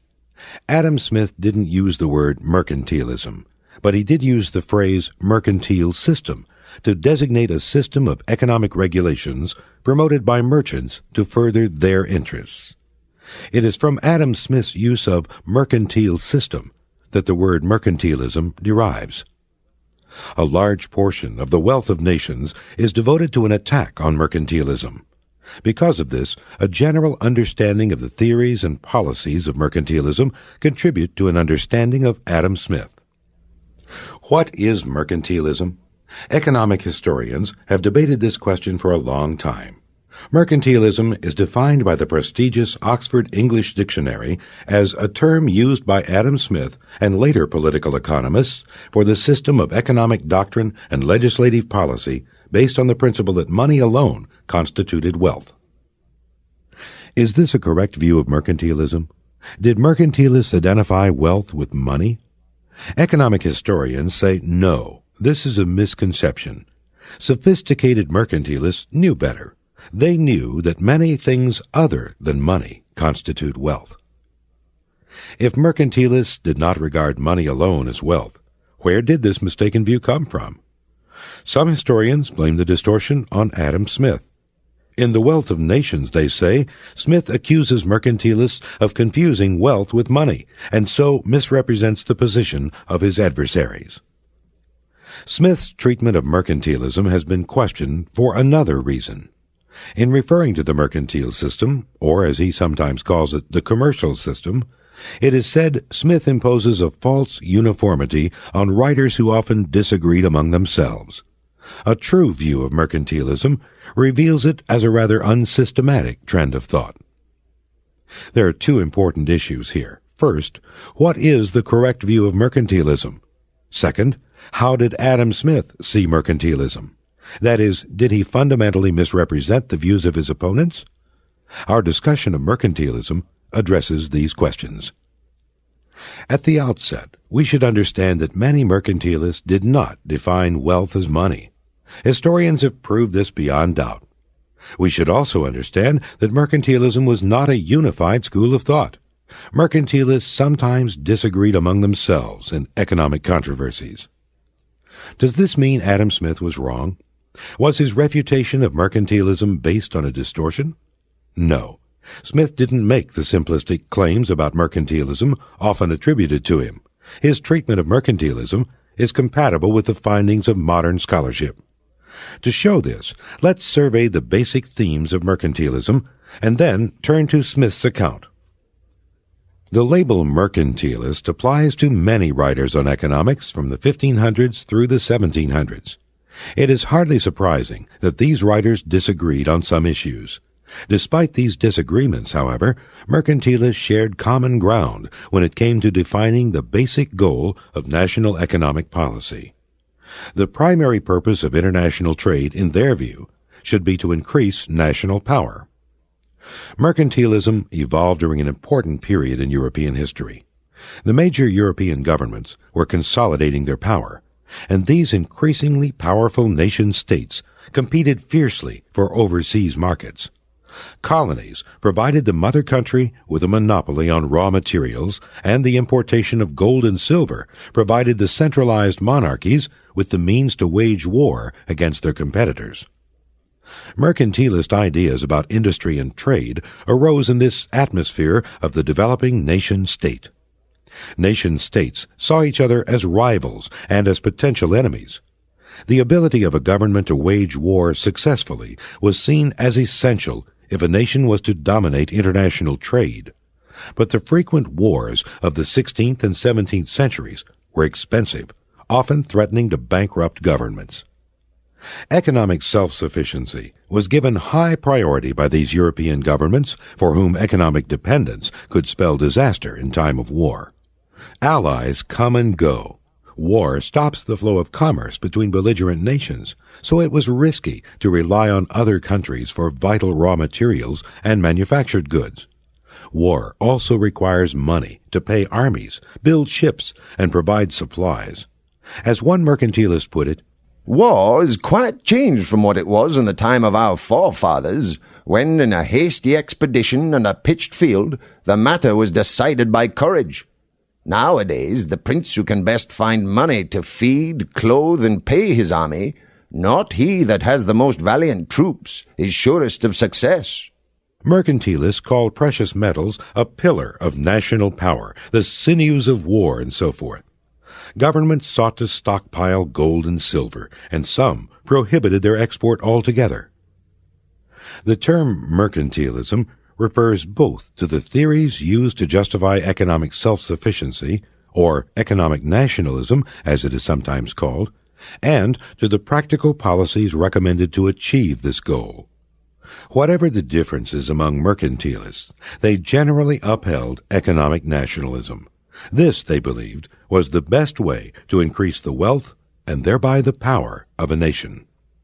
With this general background, we begin to see the reason for the title of Adam Smith's work and the logic of its organization.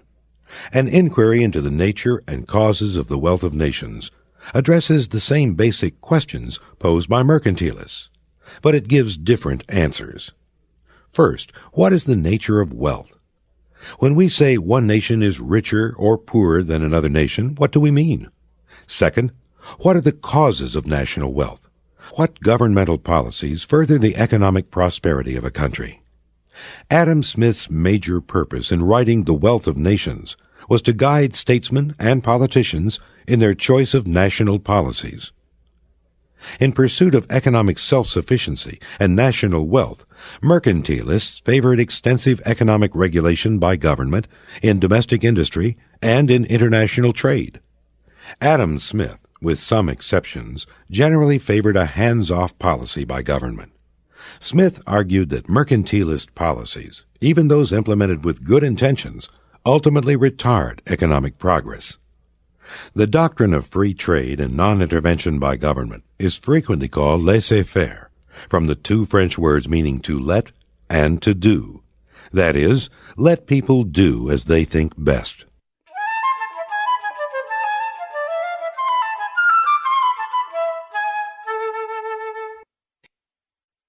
We said that mercantilism was Smith's major target in The Wealth of Nations, and that many of his theories were developed to support his attack. Any effective refutation requires a theoretical base from which to operate. But this is not the only reason Smith needed to present his own theory. If, as Smith contended, the mercantilists provided wrong or inadequate answers to the questions, what is wealth and what causes wealth, then he was obliged to present better answers to the same questions. Adam Smith knew this. He also knew that knowledge improves and expands over time. It is absurd to expect a massive work like The Wealth of Nations to be free of error. But lack of perfection in Smith's own theories does not necessarily undercut his critique of mercantilism. The significant issue is not whether Adam Smith made mistakes, but whether his overall approach provides a better solution to the problems addressed by himself and by his adversaries. The relation between Smith's theories and his preoccupation with mercantilism is clearly illustrated in the first chapter of The Wealth of Nations. The greatest improvement in the productive powers of labour, and the greater part of the skill, dexterity, and judgment with which it is anywhere directed or applied, seem to have been the effects of the division of labour. After discussing the division of labour in detail, Smith continues, It is the great multiplication of the productions of all the different arts in consequence of the division of labour which occasions, in a well-governed society, that universal opulence which extends itself to the lowest ranks of the people. Smith focuses on the division of labor as a primary cause of economic prosperity. Why is this significant? Because mercantilism, with its stress on economic self-sufficiency within a nation, undercuts the division of labor on an international scale. If the purpose of economic policy is to create a strong, independent state, then the rulers of a country must control production and trade accordingly. According to mercantilism, a country's economy cannot be left unfettered to specialize in industries where it is most able to compete in world markets. Rather than permitting the division of labor and the international specialization to which it leads, a government must regulate or prohibit imports and exports, while fostering domestic industries deemed essential to the security of the state. For example, in 1666, a defender of mercantilism urged the English government to promote iron production at home to achieve self-sufficiency. His reasoning is typical of mercantilist literature. If there should be occasion for great quantities of guns and bullet and other sorts of iron commodities for a present unexpected war, and the Sound happen to be locked up, and so prevent iron coming to us, truly we should then be in a fine case. In stressing the relation between the division of labor and national prosperity, Adam Smith establishes a base from which to criticize this kind of argument. Economic regulations prevent a country from exploiting international trade to its fullest advantage. And while such policies may benefit special merchants and industrialists within a country, they do not benefit the country as a whole. We can see a crucial difference beginning to emerge between mercantilists and Adam Smith. Smith addressed the same questions as mercantilists, but he obviously understood these questions in a somewhat different way. When mercantilists talked about the nation, they often identified a nation with its government, or at least they emphasized government above everything else. When merchants went to the English government asking for special privileges enforced by law, they pointed out how these privileges would benefit the government in some way. And since the government was assumed to have the welfare of the nation at heart, the nation would naturally benefit as well. A wealthy, strong government meant a wealthy, strong people. What merchant seeking a handout has ever hinted otherwise? Adam Smith's view of the nation and national wealth is strikingly different. Wealth isn't the same as political power, and wealth isn't always accompanied by political power. Political power is the power to coerce.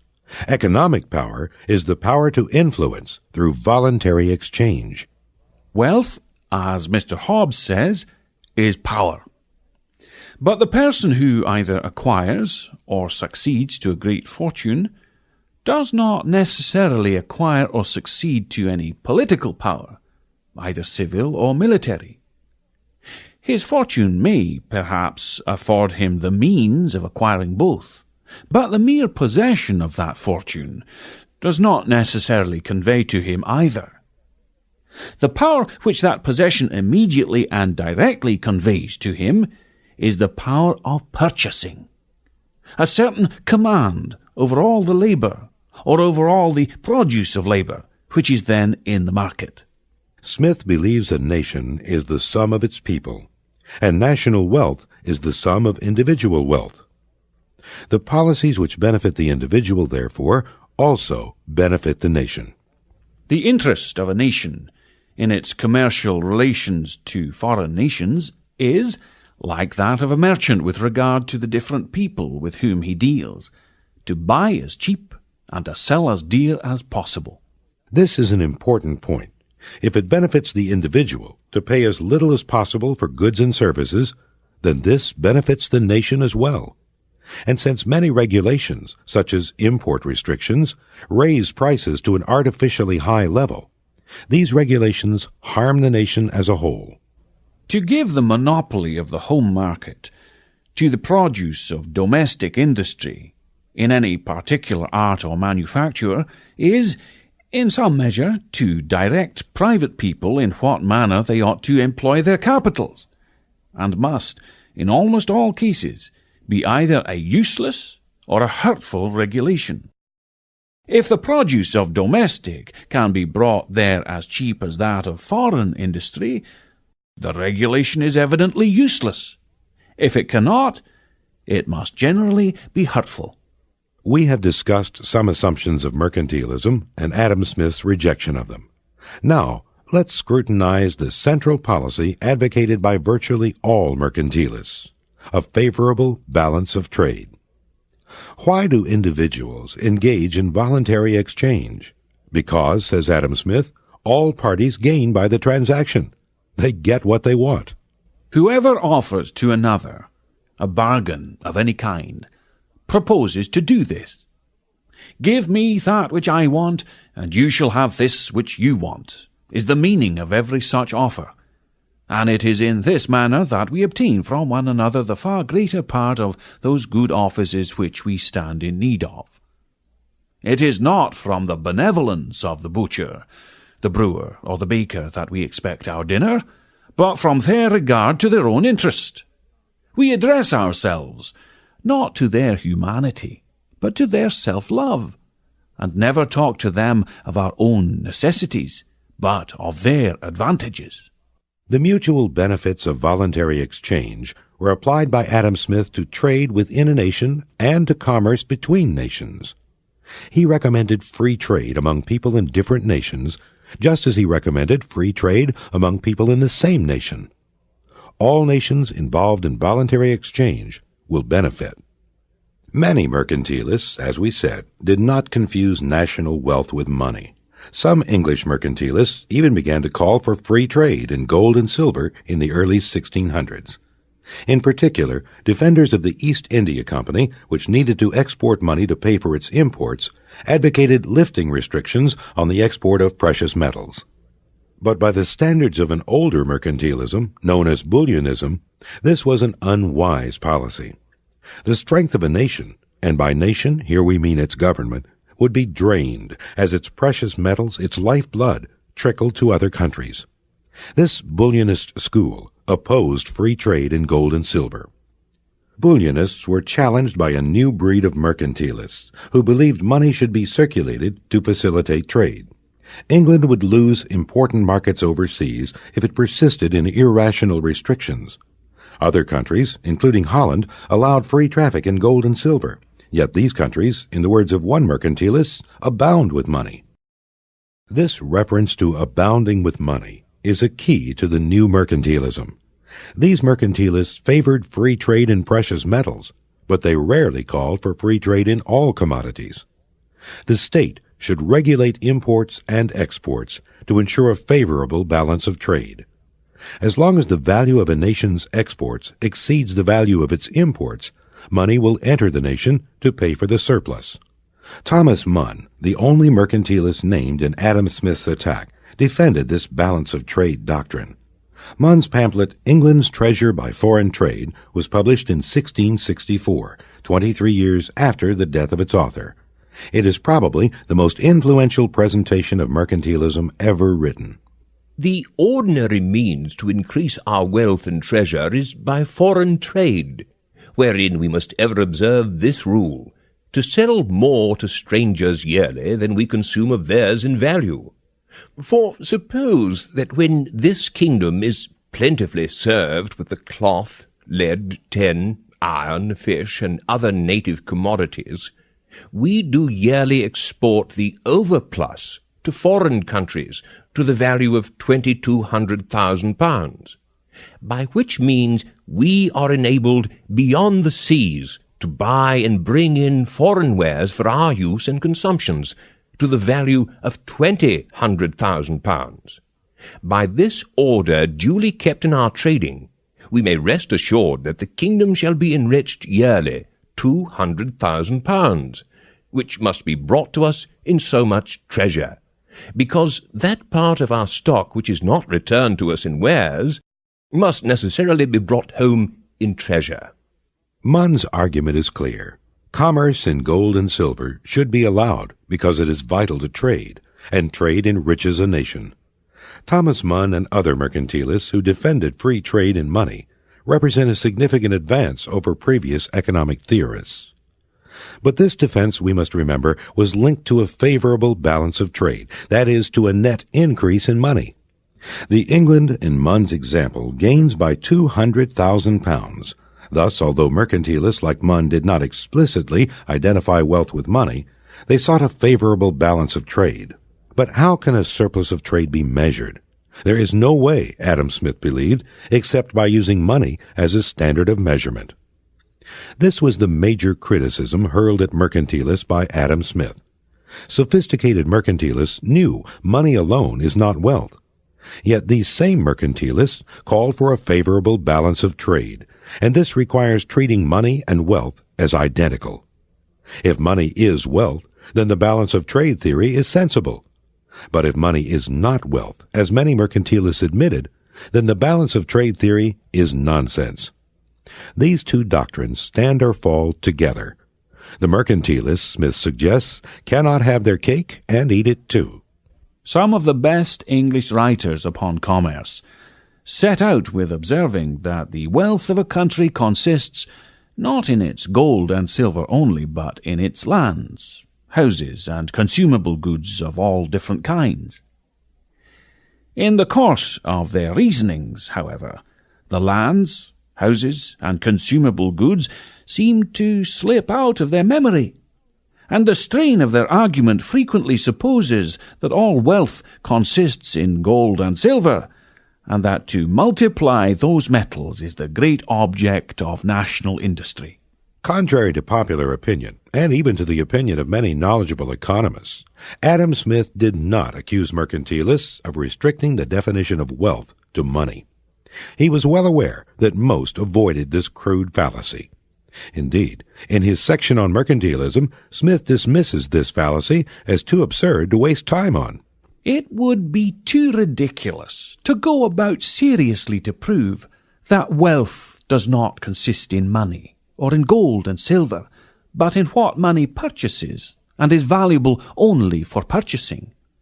Money, no doubt, makes always a part of the national capital, but it has already been shown that it generally makes but a small part, and always the most unprofitable.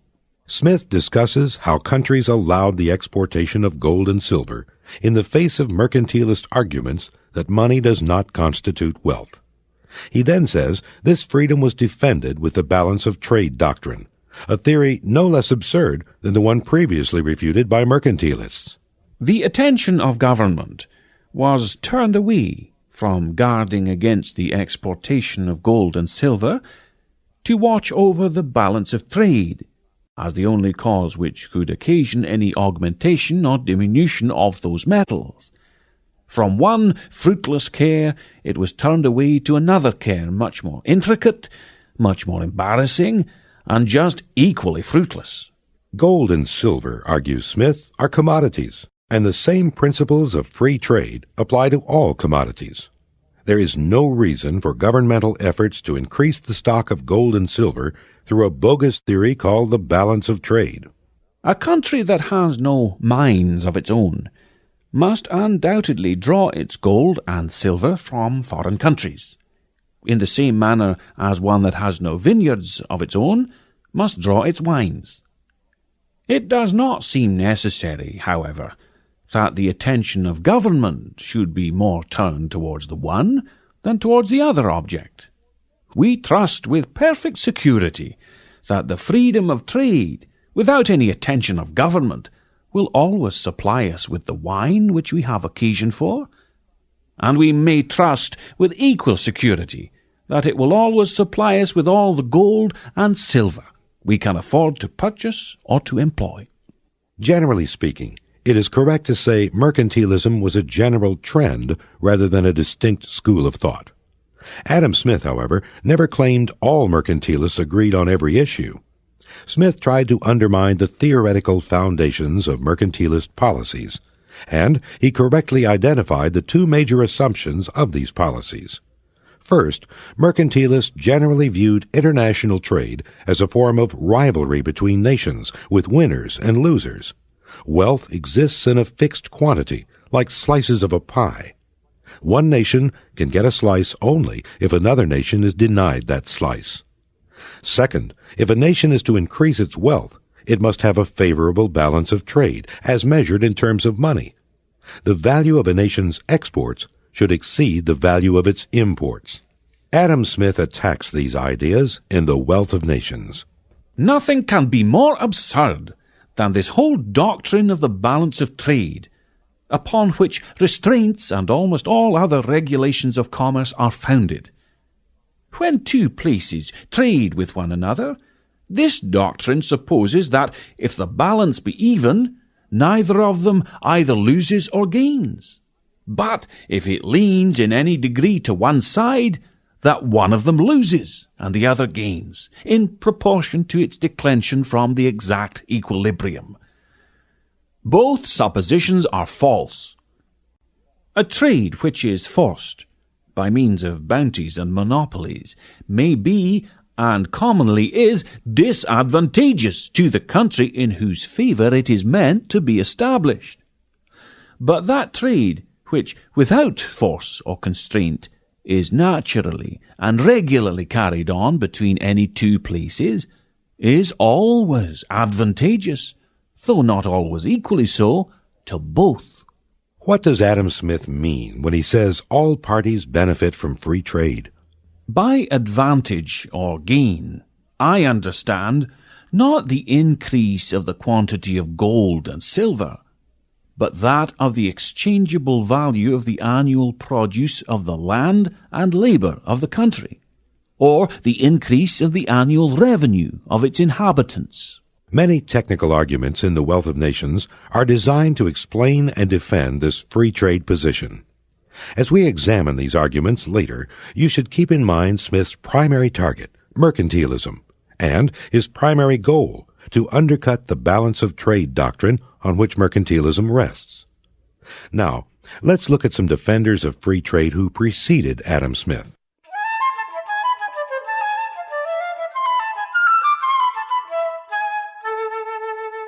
Although The Wealth of Nations was the most thorough criticism of mercantilism, it was not the first such criticism. We are better able to view Smith's masterpiece in its historical context if we know something about the critics of mercantilism who wrote before The Wealth of Nations. Some of these predecessors, such as David Hume, had a considerable impact on the thinking of Adam Smith. Various English writers in the 17th and 18th centuries advocated what they called free trade, but this was not always free trade as we understand the phrase today. Some of these free traders protested the special privileges of monopoly companies like the East India Company without suggesting England should be a free port for all commodities from all countries. Moreover, tariffs were a primary source of revenue for the English government, so even militant free traders like Adam Smith did not propose the abolition of all tariffs. Smith and others distinguished tariffs intended to raise revenue from tariffs intended to discourage competition with domestic industries. A tariff to discourage imports, thereby lessening competition and raising prices, is a variation of what we now call protectionism. England had a number of free trade advocates in the late 1600s. Why did they arise during this period? Because England allowed free trade in bullion after 1663. And this permitted the East India Company to export large quantities of bullion to pay for cloth imported from India. This company sent English artisans during the 1670s to teach Indians how to manufacture fabrics suited to English tastes.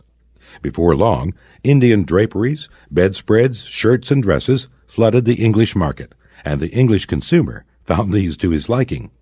English clothiers, especially those in the woolen industry, were threatened by this competition, and they mounted a vigorous campaign to ban Indian imports. This controversy sparked a war of words, and it led a few writers to question the foundation of mercantilism, the balance of trade doctrine. For example, in 1691, Sir Dudley North published his Discourses upon Trade, one of the earliest calls for totally free trade. North anticipated some of Adam Smith's arguments. Manufacturers and merchants, seeking profit, try to force self-interested policies on an entire country in the name of the public good. Whenever men consult for the public good, as for the advancement of trade, wherein all are concerned, they usually esteem the immediate interest of their own to be the common measure of good and evil. And there are many who, to gain a little in their own trades, care not how much others suffer. And each man strives that all others may be forced in their dealings to act subserviently for his profit, but under the cover of the public good. Many producers and merchants, North contends, want to cripple their competitors with regulations, while insisting their own businesses should operate unmolested. So clothiers would have men be forced to buy their manufacture, and I may mention such as sell wool. They would have men forced to buy of them at a high price, though the clothier loseth. The tinners would have their tin dear, though the merchant profits little. And, in general, all those who are lazy and do not, or are not active enough to vent the product of their estates, or to trade with it themselves, would have all traders forced by laws to bring home to them sufficient prizes, whether they gain or lose by it. And all the while, not one of them will endure to be under a force, to sell or let their own estates at lower rates than the free market of things will produce. As producers and merchants scramble for special privileges to hurt their competitors, what theoretical justification do they provide? Dudley North, like Adam Smith almost a century later, points an accusing finger at the central doctrine of mercantilism. It was not long since there was a great noise with inquiries into the balance of exportation and importation, and so into the balance of trade, as they called it. For it was fancied that if we brought more commodities in than we carried out, we were in the highway to ruin. Against the balance of trade doctrine, North lays out the central tenets of free trade. Now it may appear strange to hear it said that the whole world, as to trade, is but as one nation or people, and therein nations are as persons. That the loss of a trade with one nation is not that only separately considered, but so much of the trade of the world rescinded and lost, for all is combined together. That there can be no trade unprofitable to the public, for if any prove so, men leave it off. And wherever the traders thrive, the public, of which they are a part, thrives also. That to force men to deal in any prescribed manner may profit such as happen to serve them, but the public gains not, because it is taking from one subject to give to another. We have no evidence that the free trade arguments of Dudley North influenced Adam Smith, but we do have Smith's own testimony that he was influenced by the arguments of his close friend and fellow Scot, David Hume. If Adam Smith is best known as an economist, David Hume is best known as a philosopher, one of the most brilliant philosophers of the 18th century. Yet Smith and Hume were products of the Scottish Enlightenment, and, like other thinkers in this tradition, they wrote in philosophy, history, and economics. The philosopher David Hume wrote a treatise of human nature, inquiries concerning the human understanding, and other philosophic works. The historian David Hume wrote a massive history of England, and the economist David Hume wrote 9 essays on economics.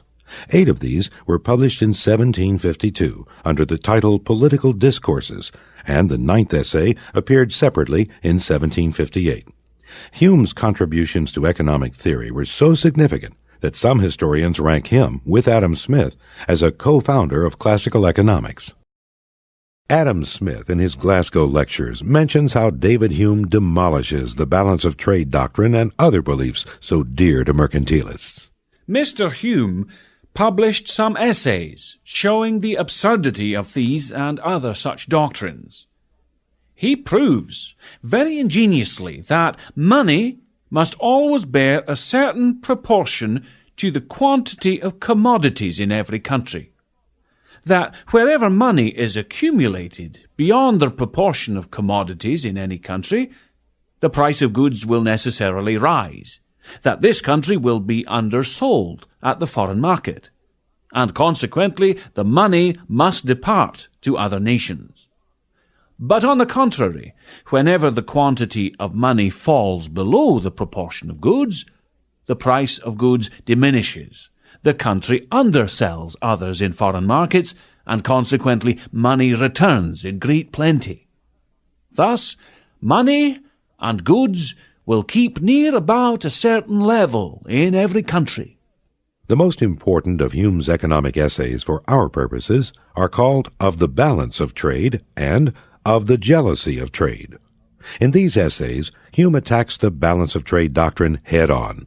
There still prevails, even in nations well acquainted with commerce, a strong jealousy with regard to the balance of trade, and a fear that all of their gold and silver may be leaving them. This seems to me almost in every case a groundless apprehension, and I should as soon dread that all our springs and rivers should be exhausted, as that money should abandon a kingdom where there are people and industry. Let us carefully preserve these latter advantages, and we need never be apprehensive of losing the former. Hume, like Smith, despised mercantilism as much for its political consequences as for its economic consequences. Mercantilism preached that one nation gains only if another nation loses. This created a climate of economic warfare, leading to international tension and conflict. Hume calls this a narrow and malignant opinion. Nothing is more usual among states which have made some advances in commerce than to look on the progress of their neighbours with a suspicious eye, to consider all trading states as their rivals, and to suppose that it is impossible for any of them to flourish but at their expense.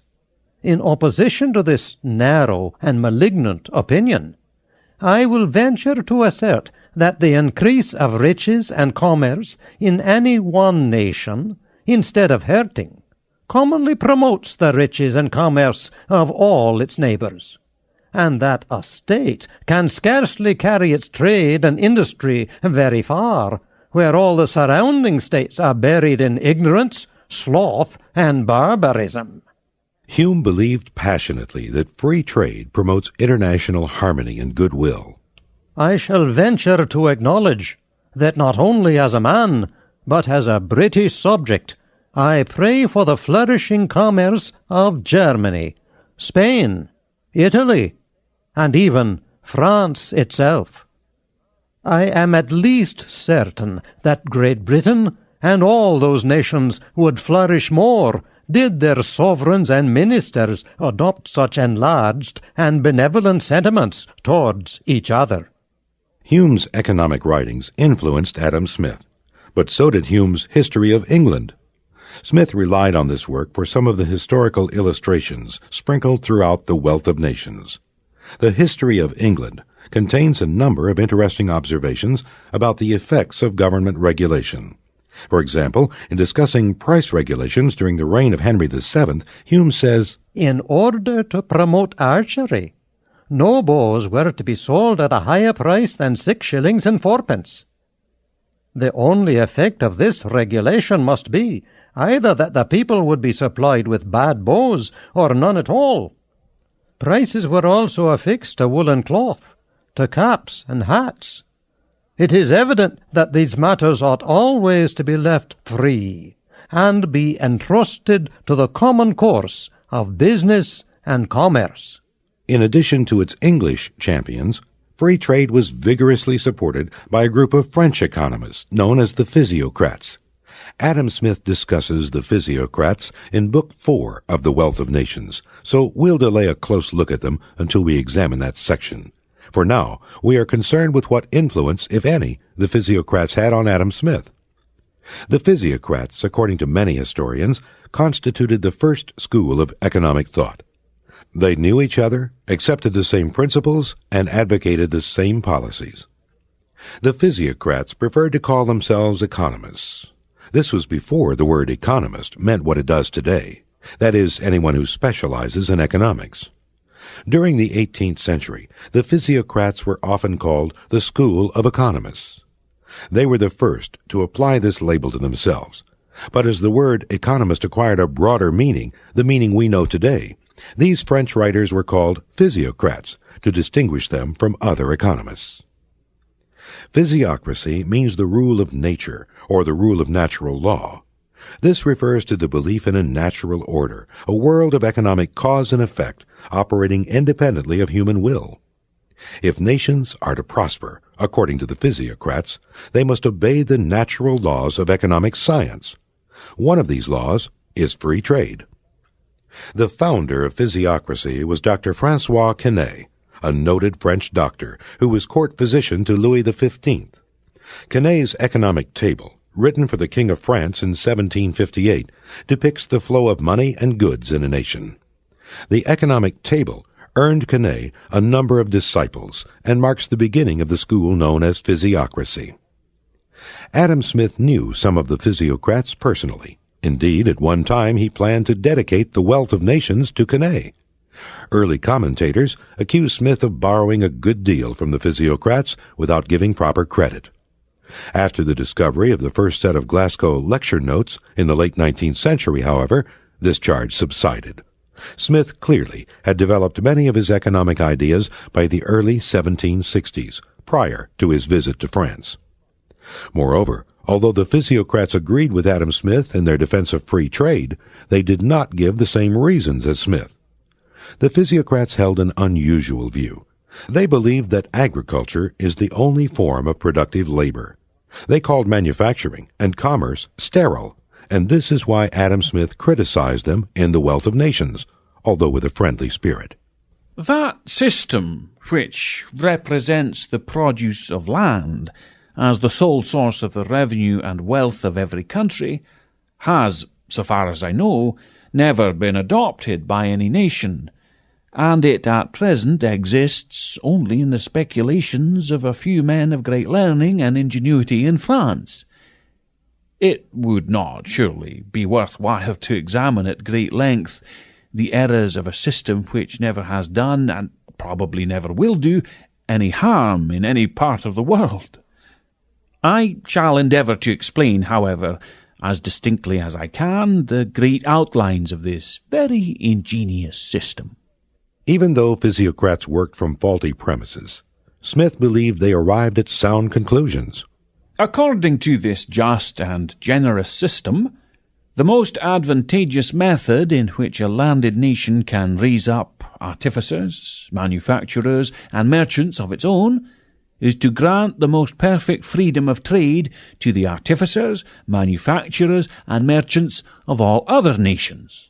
The claim that Adam Smith's ideas were unoriginal, that he borrowed from others, has been heard often, and we continue to hear it today. A 19th century French economist we quoted earlier, Jean-Baptiste Say, had an interesting response to this allegation. Remember, when Say mentions the economists in this passage, he means the physiocrats. The economists have pretended that Dr. Smith was under obligations to them. But to what do such pretensions amount? A man of genius is indebted to everything around him, to the scattered lights which he has concentrated, to the errors which he has overthrown, and even to the enemies by whom he has been assailed, inasmuch as they all contribute to the formation of his opinions. But when out of these materials he afterwards forms enlarged views, useful to his contemporaries and posterity, it rather behooves us to acknowledge the extent of our own obligations than to reproach him with what he has been supplied by others.